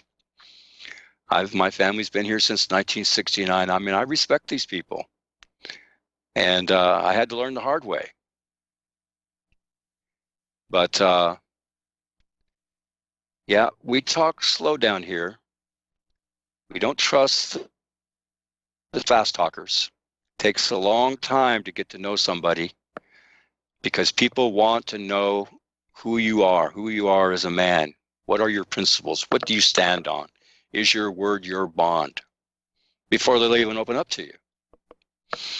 But anyway, bear in mind, the chat room is rbnlive.chatango.com. That number is 800-313-9443. And it looks like we've got a couple callers. How about that? Murray, Wisconsin will bring you up right after the break. How about that? Same with you, David, in Ohio. Welcome back to our final segment here of this second hour. This is a short segment, and we've got a couple callers on the line. You too can call in, 800-313-9443, and join the discussion. We've got Murr on the line from Wisconsin. How are you, Murr? I'm good, Lark. You sound good. Is your friend still there with you? Well, let's see. I think Glenn had to go back to work, or he had other things to do. Mark. No, Mark had to dash because Mark, he does a lot of activism work locally. That's good. I mean, this guy's one of the hardest working people I know. He is reaching out to the locals. He's doing a lot of traveling. But, Yeah. if I stand... He has that. Oh, yeah, I like that he has that Windows on the World, because I can't really say he copyrighted because they justified them. So. Yeah, and I actually knew some people that were there on 9/11 at Windows on the World. But, yeah, Mark is a busy guy. He really is, but he's very well informed, and he's a media guy. He's a filmmaker. He's just a wonderful guy. And, if we do this again, if I sit in for Mike again this week, I'll try to have him back on. Yeah. Because he's just a wealth of information. But I really don't know anybody that works harder than Mark I really Windows. appreciate these different folks you're getting acquainted with that pick up so quickly on communitarianism, really, and like Reiser is and others, because you've been planting these seeds a long time, and Nikki and Nordica, and then seeing that with Chris Hinckley, the last thing there with Amitai Etzioni, Werner Falk, and then watching BB Nutty Yahoo on Brendan O'Connell's, and I came across a BitChute, a rare 1930s, about the Jews. And it's the same thing. You look at them, and it's the same thing. It's the same control mechanism. It was the same control mechanism in France, the Jacobins. Guillotine, well, I have a kind of an alternate message to deliver as it pertains to communitarianism, as you understand. Hold on there, Murr, and other callers as well. We'll take this top of the hour break, and we'll be right back. Well, welcome back, ladies and gentlemen. This is the third hour of the What Really Happened radio broadcast. Lark in Texas here, standing in for our friend Mike Rivero, who's taken a few days off. I'm sure he'll be back next week. And I want to remind you all once more that you can call in this third hour, weigh in, 800-313-9443. You can visit us in the chat room. I'm in there, rbnlive.chatango.com. And we've got on the phone here, we've got Murr in Wisconsin. Murr, you were saying before the break? Well, it's a pervasive attitude, and it seems to be carried along generationally in a group of people that think the world owes them, rather than being a part of the world and working in it. And just as a little tiny example, this chat room you're giving out, last week one of the chatters had asked me to make another chat room for another show on RBN, and so I just made a catch-all one, rbnradio.chatango.com, because RBN Live is owned by a CINM who blocks people, and I've been blocked in there for years. Okay? But this has been a very good education. Whenever there's someone that's controlling like that, you don't want to believe that they have a type of thing where they project their own proclivities and then expect you to feel guilty if you don't help them get it cleared up. And I've seen that all through my life, different places I've worked. And I just always kind of, But it was understood. It was just kind of mentioned under the breath. Oh, well, they're part of the tribe. Well, I kind of look at it this way, to be honest with you, Murr. I see that every time I point the finger at a thing, an ideology, a school of thought, a person, or a group of people that are the problem, they're the source of all my angst, I have to be reminded that there are three fingers pointing back at me. And I take your point. Don't get me wrong. I do. My experience in the... It's not that I don't love them. They're my enemy. I'm supposed to love them. They're contrary to all men. That's all right. It teaches me something. And I'm not vindictive about it in any way. It's just something to notice. This is how it's been. And this is how it's been continually through life that is not farm life, city life, so let's say. Okay? It's just a matter of fact. Well, it's true. I mean, people are going to be people wherever you go, no matter how much you try to assimilate, no matter how much you try to ingratiate yourself into a group. You're going to find that people are the same everywhere you go. And, unfortunately, we all have the same kinds of behaviors from time to time, especially when emotion takes hold of ourselves. And, how many times in your life, I know it's happened to me quite a lot in my life, when I reflect back on my day after, say, a long day or a busy day, what might have I done differently? How might have I said something better or simpler, so as to have not caused the angst or the animosity or the tension? I think this is true of all of us. And in my experience in these chat rooms, Murr, is that I go in there to harvest links because they're great resources. I learn about how other people are thinking, what's top of mind with them, how are they relating to the host, to the guest, and for me, Lark, it's great entertainment, it's great fun. I have to say, and I'm going to take a little credit for this. When I first became familiar with chat rooms, I would just back off from them because they were totally nasty to the hosts and everyone else, rather than being helpful. And I'm going to say I started adding links and trying to use the golden rule, and that's the difference. It really always boils down to Christ and Antichrist. It has to be put into words. That really is the case. The golden rule, and you say it's more than Christianity, and it is. Because Christianity, if it's Christianity in name only, well, then that's nothing more than anything else. Well, I'd like to remind the listeners that there is such a thing as Christian socialism. There's such a thing as Christian communism. And when we look up something called the timeline of communitarianism, you'll find a link in the chat room today. You'll find that was very, very largely a Christian movement throughout history. And let's remember the man who created this word in English, who drew it from the French, established communitarian churches. And so when we read that book called The Union Jack, which anybody can read on the internet, we realize how the Christians are going to be used to usher in the spirit of the age. The Christians lead. See, now there's a difference between religion and spirit. Religion is man-made. Okay, to say spirit as if it's just a wind that blows through, but we're all spirits first and foremost. Yeah, I would agree. I would agree with that.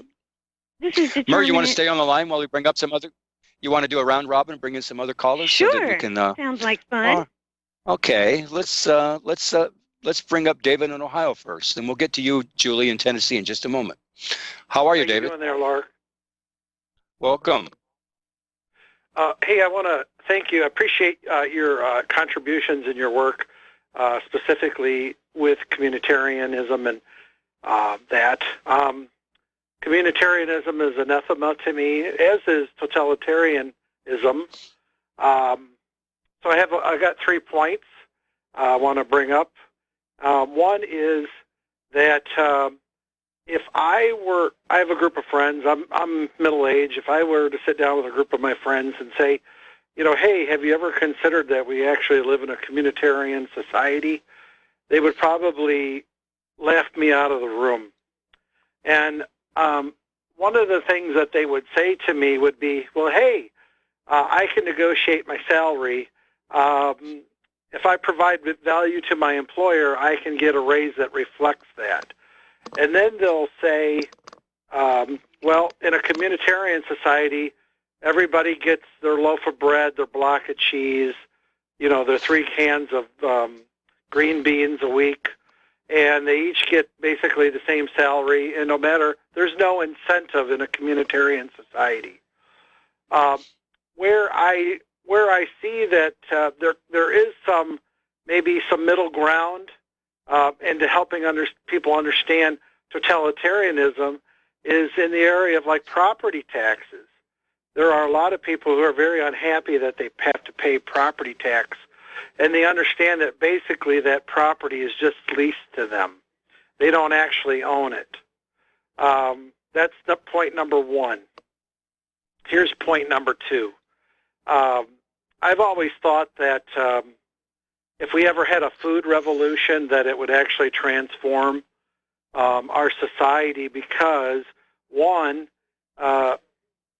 it would help them work through their Stockholm syndrome. So many people they're so layered into a Stockholm syndrome, it's amazing. They don't even know how oppressed they are. But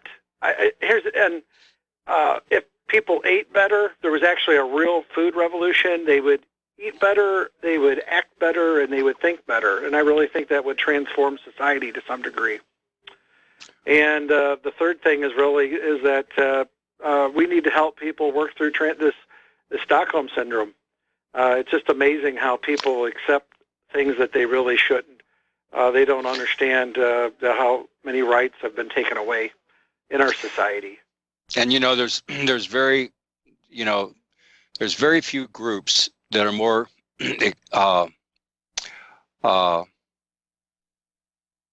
speaking of the Stockholm syndrome, the group which I think is affected more than any other group is the U.S. Congress to the Stockholm syndrome, because I think that's where they discover who rules the roost, if you will. And I think this realization of this Stockholm syndrome is very important, because I think that we've all entered into a time of deep capture. We have been captured. And that's what I call techno-slavery. First of all, we have to recognize that the language has been weaponized. And what you think the language means isn't what other people think the language means, and we have to be mindful of that. We have to understand that the politicians today are actually employing communitarian parlance at every turn. You can't be part of that club unless you use that language. And yes, they like conflict because they want conflict between all groups, all people. They want conflict between men and women. They want conflict between blacks, whites, yellows, reds. They want conflicts between nationalist groups, because in their minds, they have to have these conflicts. They have to exhaust us.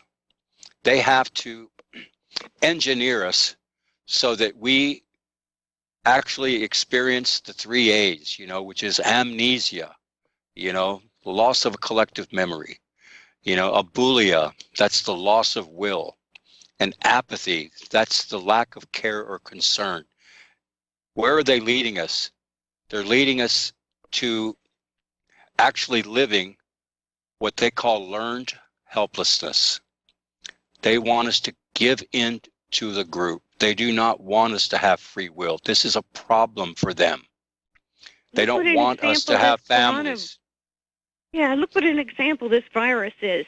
Did we forget? Just every voting season is one of these viruses. Did we forget Ebuya? And that was nothing. Did we forget when pigs flew? That's what this one was supposed to be, Lark. This was supposed to start last October 24th on UN Day. And you'll remember Trump tweeted, something big is coming. And then later it was Baghdadi was killed again. But in the interim, Oli Damagard got wind of 39 events or rumors of events that would be played out as if they were actual events in Europe. These were all to go down simultaneously because they were losing NATO. There was no enemy to fight to keep NATO going. So they were going to bring about all this at once. The flu in China and all these events. And this was going to be the big thing for the UN. But their timing is off because they're evil. They can never get their timing right because they're worried about their finances. Well, I think this 5G is a problem. I think this technology that we're all so enamored with, that we're connected to right now, is a problem. You know, I think this is the most sophisticated surveillance and espionage tool ever devised. I think the technology itself is harmful to human health. And I think that's one of the things they're masking. They don't want you to know that, because look at the Fortune 500 today. Who are the people that didn't exist 30 or 40 years ago that are in the Fortune 500, especially the top 10? You know, these corporations like Apple and Google and Microsoft and the like, and there's so many others.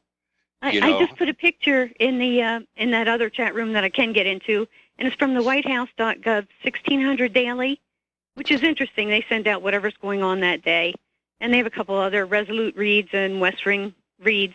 Now, a lot of people sign up for whatever, I don't know, and all they get is asking for money. But 1600 Daily is just all kind of information. And there's a table, cabinet table, and it's so packed and so much media. And my first thought was, oh, pharma. Are these the sorcerer's apprentices waiting to be paid? Yes. By the way, I want you all to know I just placed a link in the chat room. Again, rbnlive.chatango.com. And I provided my email address. If anybody wants to get on my very small email list, it's a private email list, and we can communicate even after today's broadcast and into the future. So take note of that, alarkintexas@gmail.com. Anyway, David and Murr, let's also bring in Jewel in Tennessee. How are you, Jewel? Julie? Yep. Doesn't really matter. I'm here. Hi there. Yeah, I'm calling in reference to a gosh darn thing called a smart meter that was put on my house about 9 months ago. And I have called everyone under the sun around here that's supposed to have clout, political, and they've all been passed. I passed me to someone else, to someone else, to someone else. And so several months ago, when they first put this smart dumb meter on my house, I called the radio station, Talk 101.5, and some guy from the electric company, cool, he called over the air and threatened me. I thought, how awesome, because everybody heard him, right? So, it's like, I wonder if somebody called the boss at the electric company, because now the boss is avoiding me. But here's the shocker. The shocker is, after everyone hearing that, not one person called and said, you know, you really shouldn't talk to people that way, whether I'm a female or a male. No, just what you're talking about.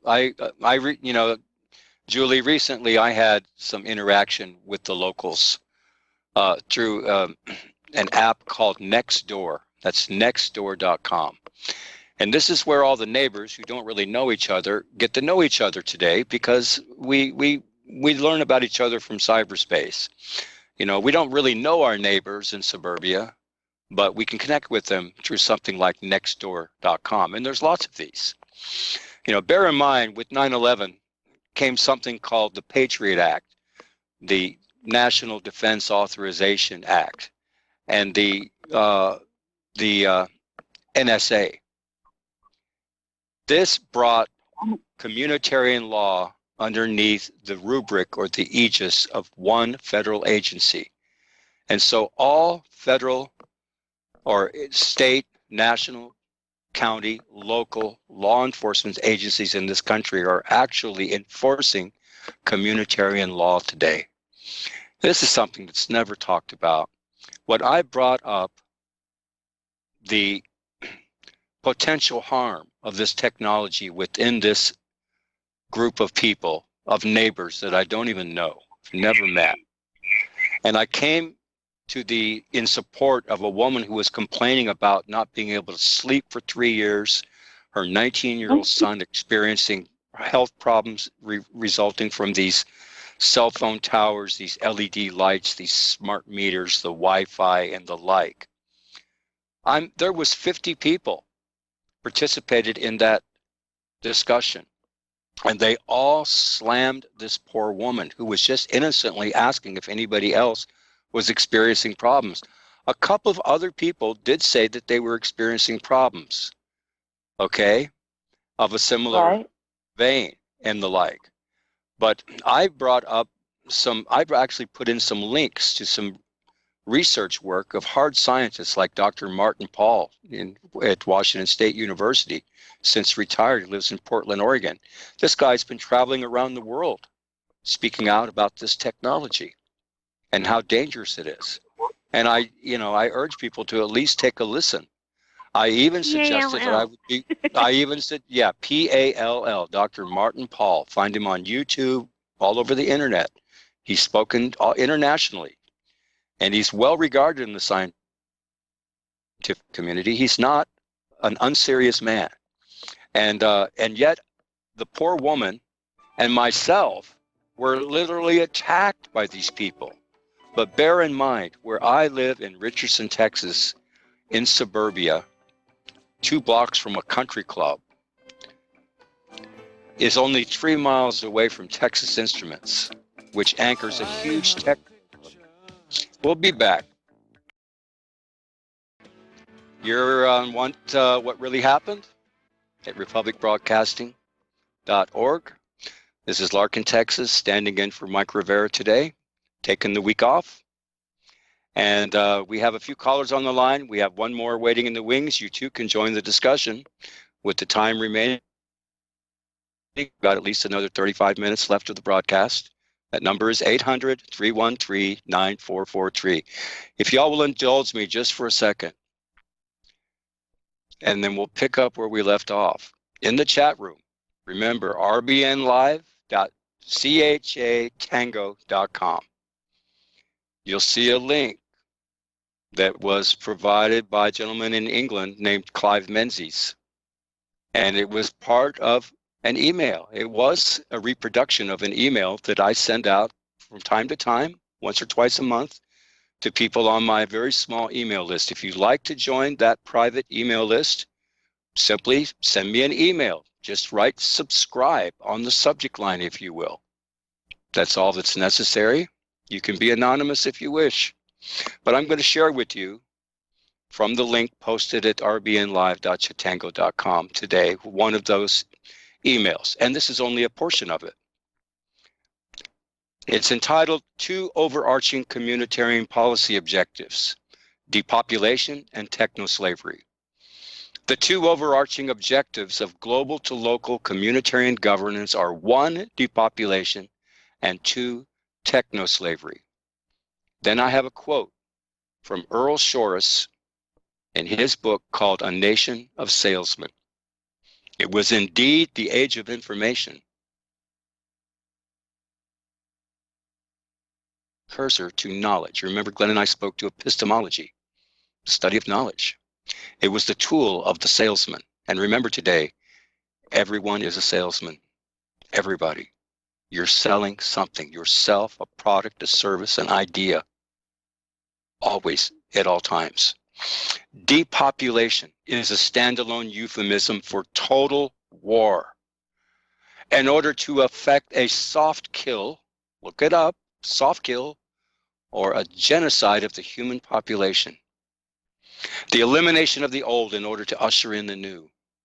Examples of which are psychological, asymmetric, nonlinear, cybernetic, biological, cultural, spiritual, socioeconomic, and mimetic engineering, also known as warfare, even chemical warfare, lawfare, and more. The so-called GRIN technologies, GRIN, genetics, robotics, information, and nanotech figure prominently.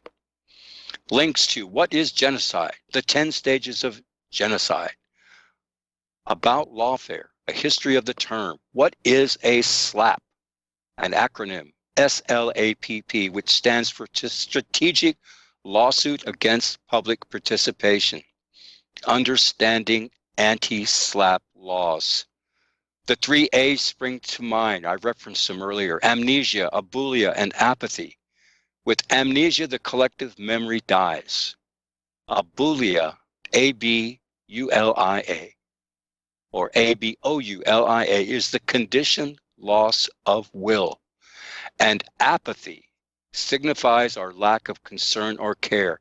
All 3 A's lead to our subjugation, our suicide, and acculturation. Inter alia, these 3 things will lead us to an eventual state of anomie, spelled A-N-O-M-I-E, then into a state of quote-unquote learned helplessness. I reference, in parentheses, see anomie, Emil Durkheim, Suicide, written in 1897, and Martin Seligman. We are the Borg. Lower your shields and surrender your ships. Your technological and biological distinctiveness will be added to our own. Your culture will adapt to service us. Resistance is futile. From Star Trek, a Hollywood movie. And techno-slavery speaks to AI, the information age, big data, the Internet of Things. Technologies are simply tools, examples of which are man-made contrivances, like language itself. Any and all utilitarian or utile, useful devices, instruments, toys, like money, and smart everything. SMART as an acronym can mean a lot of things. But how about this one? Self-monitoring of analysis and reporting technology. Speaking to the smartphones and the smart meters. Institutionalized slavery devolves to a social contract which fosters and promotes a relationship in which the human population unwittingly volunteers itself into perpetual servitude to the community. And we'll pick up on this and more of your thoughts after these messages. So forgive me for my interruption of our discussion, and to finish up, institutionalized slavery devolves to a social contract which fosters and promotes a relationship. And ladies and gentlemen, a relationship is a contract. A contract is a relationship in which the human population unwittingly volunteers itself into perpetual servitude to the community. Hence, techno-slavery is totalitarian rule by enlightened scientists, priests of the mind, and oh yes, all those friggin' self-serving experts too. So what I'm trying to say is that we need to re-educate ourselves about the essential elements of a contract. A contract is either valid or invalid. It's either honorable or it's dishonorable. It's public or private. Regarding those smart meters, you really have no choice but to deal with the service provider of that utility. That would be your electric company. You have to say that you were simply not apprised of the information. For whatever happened, you feel like you did not read of or know about, were you apprised of all the essential elements of what constitutes an honorable, valid contract. There was no meeting of the minds. Read about it. Essential elements of a contract. You can go to justinamerican.chatango.com and scroll up. You'll see it. Essential elements of an honorable contract. What is a contract but a relationship? So, with that in mind, I'm going to allow all of you to re-chime back in and contribute more. We have room for 1 or 2 more in the remaining half hour, 25 minutes or so of the broadcast. 800-313-943. So hold your thoughts 1 second. Let's bring up Jenna in Washington. How are you, Jenna? I do agree with Ken. It's true. We're not eating food. And when I think about all of these 400-acre monocrop farms that we trust, I find a contract. I didn't find no contract. We trust that the food isn't poison, but it is. Grains have all been stolen from us, just like throughout the Soviet era. Am I on? I hear. No, you're here. Oh, okay. So I put up in the chat, do-it-yourself gardening, put a garden in 3 days.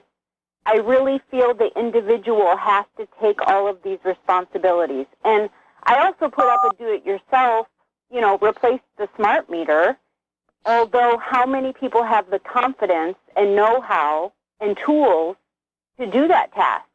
And that's what we have also lost responsibility of. What we can secure around ourselves, in our homes, to keep us safe. We let go and trusted all of these systems and networks that ultimately are not assisting, and they're not responsible, and there's no accountability. So with following the line of the call and connecting that to communitarianism, it's like those belief systems and thinking abilities saying, well, it's not me, it's the collective, and the collective should, in any socialized government, feed us well and give us everything we need. But what freedom does that have? I mean, even if it was everything on a list that I thought I needed, I'm not creating it, and it's disabling me. So I guess I want to make it short because there's other people that have ideas to share. But I'm chiming in. We have to do it ourselves. I'm wondering, David, would you have some thoughts before we let Julie back in? We still got you on the line there, David, in Ohio? Oh, okay. Well, thanks for calling in, Dave. Julie, you know something? There's no doubt that you were not apprised in writing in the normal contractual fashion that you would expect. You were not warned. You were probably given some perfunctory form letter that said something about there was going to be some workers at your house, and they were going to make some upgrades to the system, of collecting the data vis-a-vis your electric bill and your electrical usage. There's no question. That's how it rolled out across the country. So, but at this moment, you have to basically, in fact, I would get in touch with somebody from their legal department at the electric company. I would not talk to a clerk. I would not talk to anybody except somebody in charge. And I would go to the electric company and I would ask to be connected with their legal department and just say, you do not want this thing on your home. You want it removed. End of story. Yeah, I have done that, but I keep getting the same billy goat. You got to talk to their legal department. You only want to talk to somebody with a brain. Want a clerk. Yeah, the Billy Gordon is in charge of the department, but he kind of gets a kick out of it. I guess it's like a woman going to get her car fixed, but that's not going to happen here because I've got chronic Lyme, and when you go get a cancer treatment, they give you a sheet of paper when you come home from the hospital, and one of the things it says is stay away from wireless devices, especially smart meters. Tomorrow morning, I will get back on the radio again, and hopefully somebody has the backbone enough to call in. Otherwise, because they are being affected by it, whether it starts manifesting yet. I don't think, though, Jewel, that you can count on your neighbors, to do this for you. I mean, you're going to have to do it yourself. You're right. You're right. I can barely walk. Yeah, I wouldn't. I can barely walk. There's no we about it. The only we is you and the electric company. Okay, you have a contract with them. They bill you every month. Yeah, I did.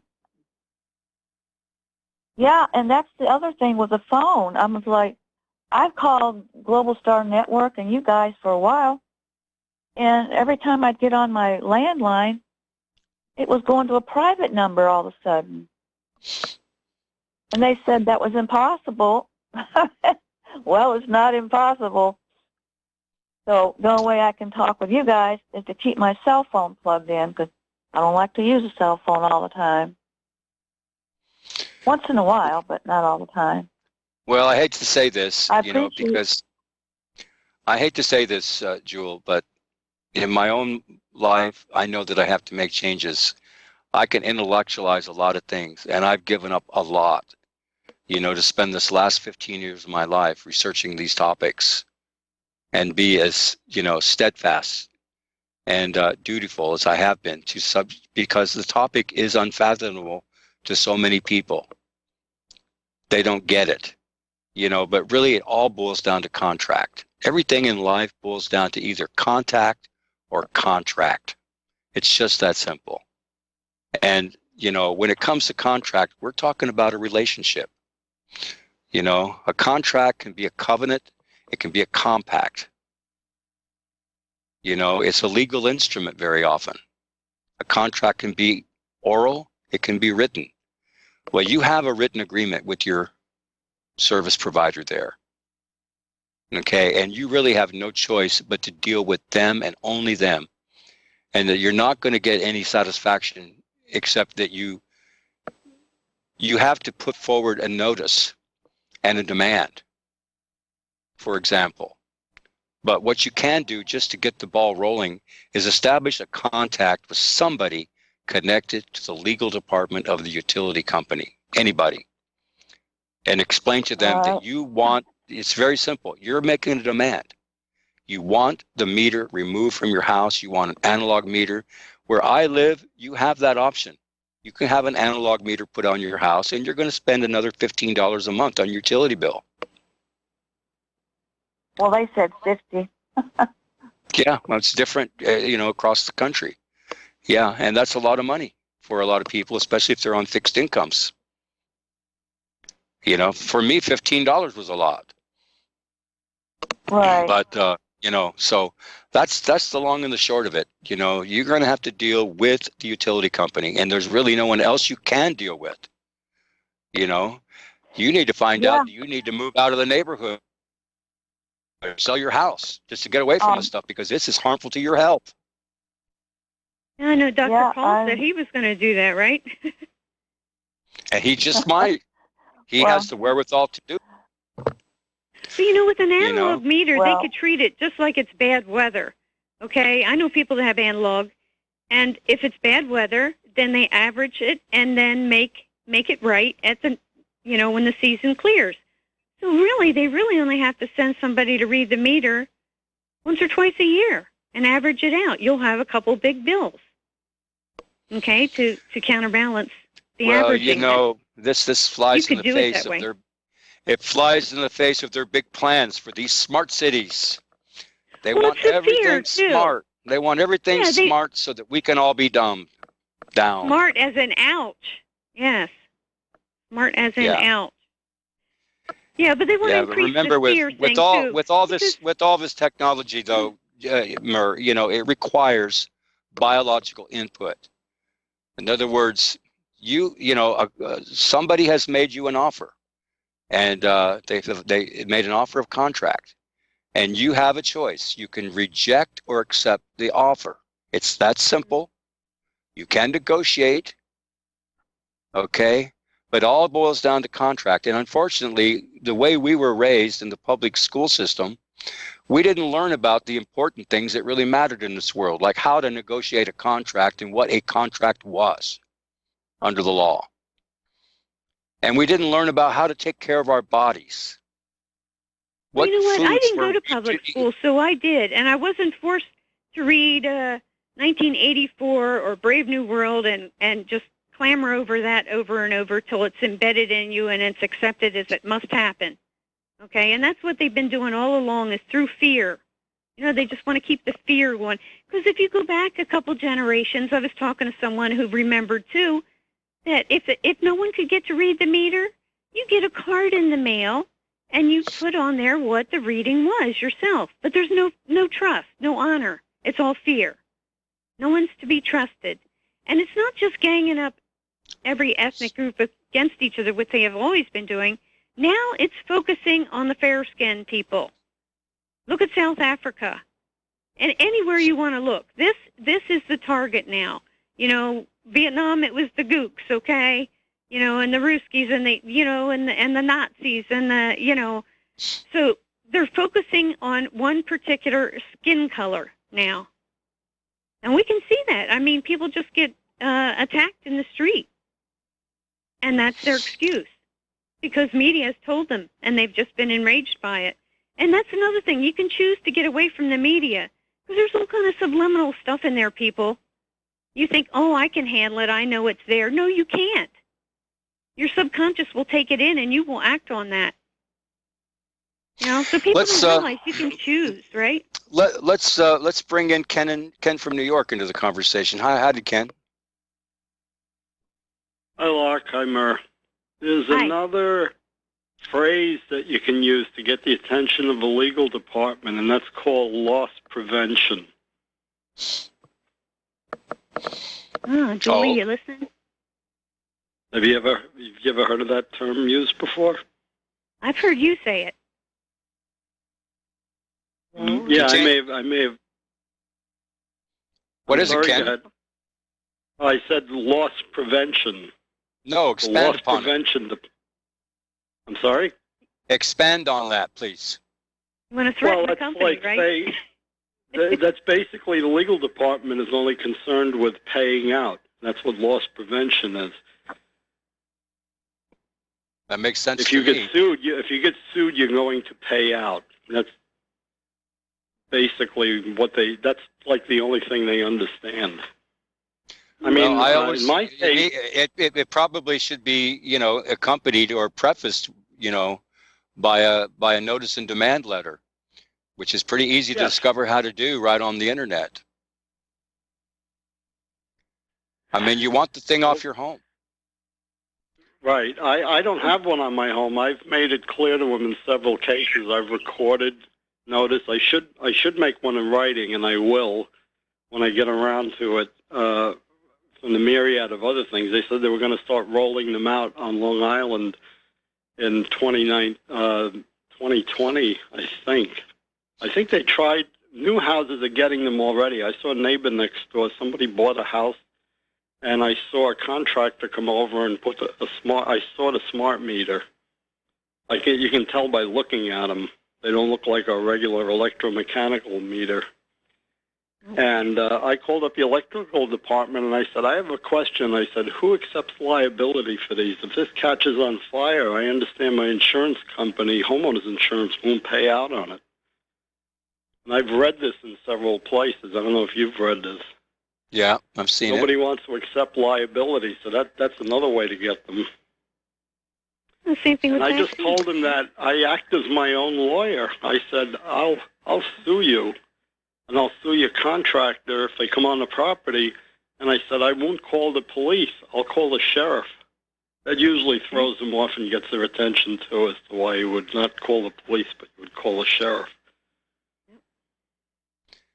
Yeah, this technology is being rolled out, by the way, y'all. I mean, I have to say, it was born as a military bioweapon. From the beginning. Yep. It's all about your control. It's about surveillance and control. And then we find out just in the past few years how really dangerous all this technology is. Smart meters, cell phones, cell phone towers, LED lighting, smart devices of all kinds and stripes. Now we hear they want smart cities. They want to force people off the land. They want stack 'em and pack 'em housing. This is all communitarian, y'all. It's part and parcel of the Wildlands Project. It's part and parcel of conservation easements. It's part and parcel of homeowners association contracts. And frankly, the mortgage itself is a fraudulent contract. If you think about it, it really death is. grip. It means death grip. That's right. And so what's happening is we are being buffalo jumped, which is to say we're being stampeded, just like the Native Americans, the Amerindians typically did, so they could harvest the meat, the skin, and the bones of bison for their village. They would stampede them towards a cliff. And in their excitement, filled with emotion, they're frightened.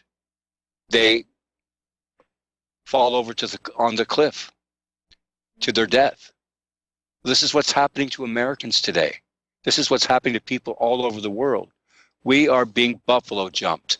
We're being stampeded to enter into invalid, dishonorable public contracts and even private contracts that frankly do us harm.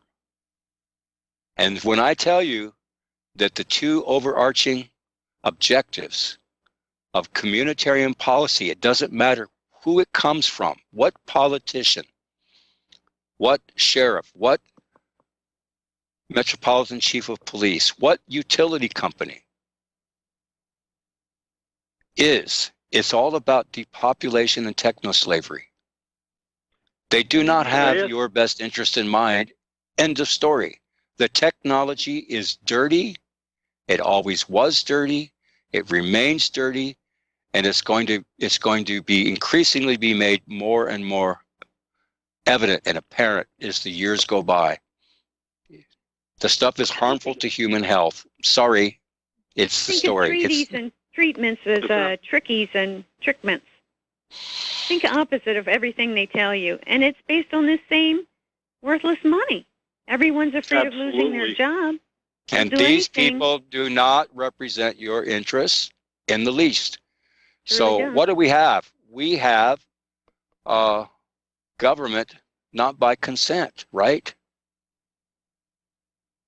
Lark, can I ask you a question? But before I go, I just want to ask a short question. Since you said on some occasions that people don't actually speak to your, subject of what you're talking about, and the question simply is the kind of communitarianism that you're familiar with or that we should know today. When did that actually start? And I'll get off the line at this point. Does anybody else that wants to get back in? Well, we have to go back into history, and we have to realize that probably we didn't get the whole story. But the greatest lie of all is the lie of omission. And it's always remembered that the winners of these conflicts throughout history, they get to write the history. So, we have to ask ourselves, first of all, were we ever an independent sovereign nation? Were we ever an independent sovereign nation? We have to go back to the Treaty of Paris. We have to ask ourselves if instead of a grant of sovereignty, were we not actually afforded the status of suzerainty under the feudal law? We have to ask ourselves about this thing called the money. We've always recognized that this money power has been a problem throughout American history. It's been a problem throughout world history.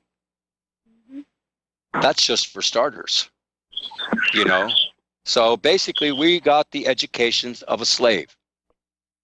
They want us to know just enough to be able to operate the machines and do the work. But at the end of the day, let's remember what the objective is. They want to strip you of your rights to ownership of property. What is property? Property is first and foremost your body and your mind. Then it can be said to translate into things like land. And we are, after all, a land-dwelling creature. Last I heard, we were not amphibious. The earth was made for us, not the other way around. See, this is the lie we're told. But this is why we're all being, we're being buffalo jumped. We really are as a people. And we have to recognize it. We have to understand their language. We have to understand, listen to Chris Hinckley. talk about and he knows a lot about technology. But I don't expect the techies to fix this problem. I really don't. Why would you give up such a wonderful weapon of surveillance and espionage? Why wouldn't you want to keep the people enslaved? Ron McDonald was associated with this network for at least 5.5 years before he got sick. He wrote a book, NewPeopleOrder.com. What was the title? They own it all, including you, by means of toxic currency. And when you own the power of the purse, you also can wield the power of the sword. You can buy off every doctor, every lawyer, every big shot academician, college professor, member of a think tank, a foundation, big shot, multimillionaire, even billionaires. You can buy them.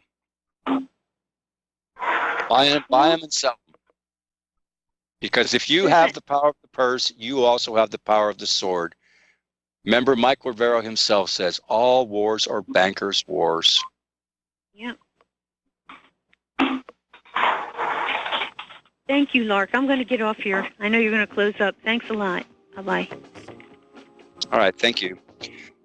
Anyway, Jenna, Julie, David, Murr, and Karen, thank you very much for calling in. Thanks again for Mark Windows, windowsontheworld.net, ladies and gentlemen.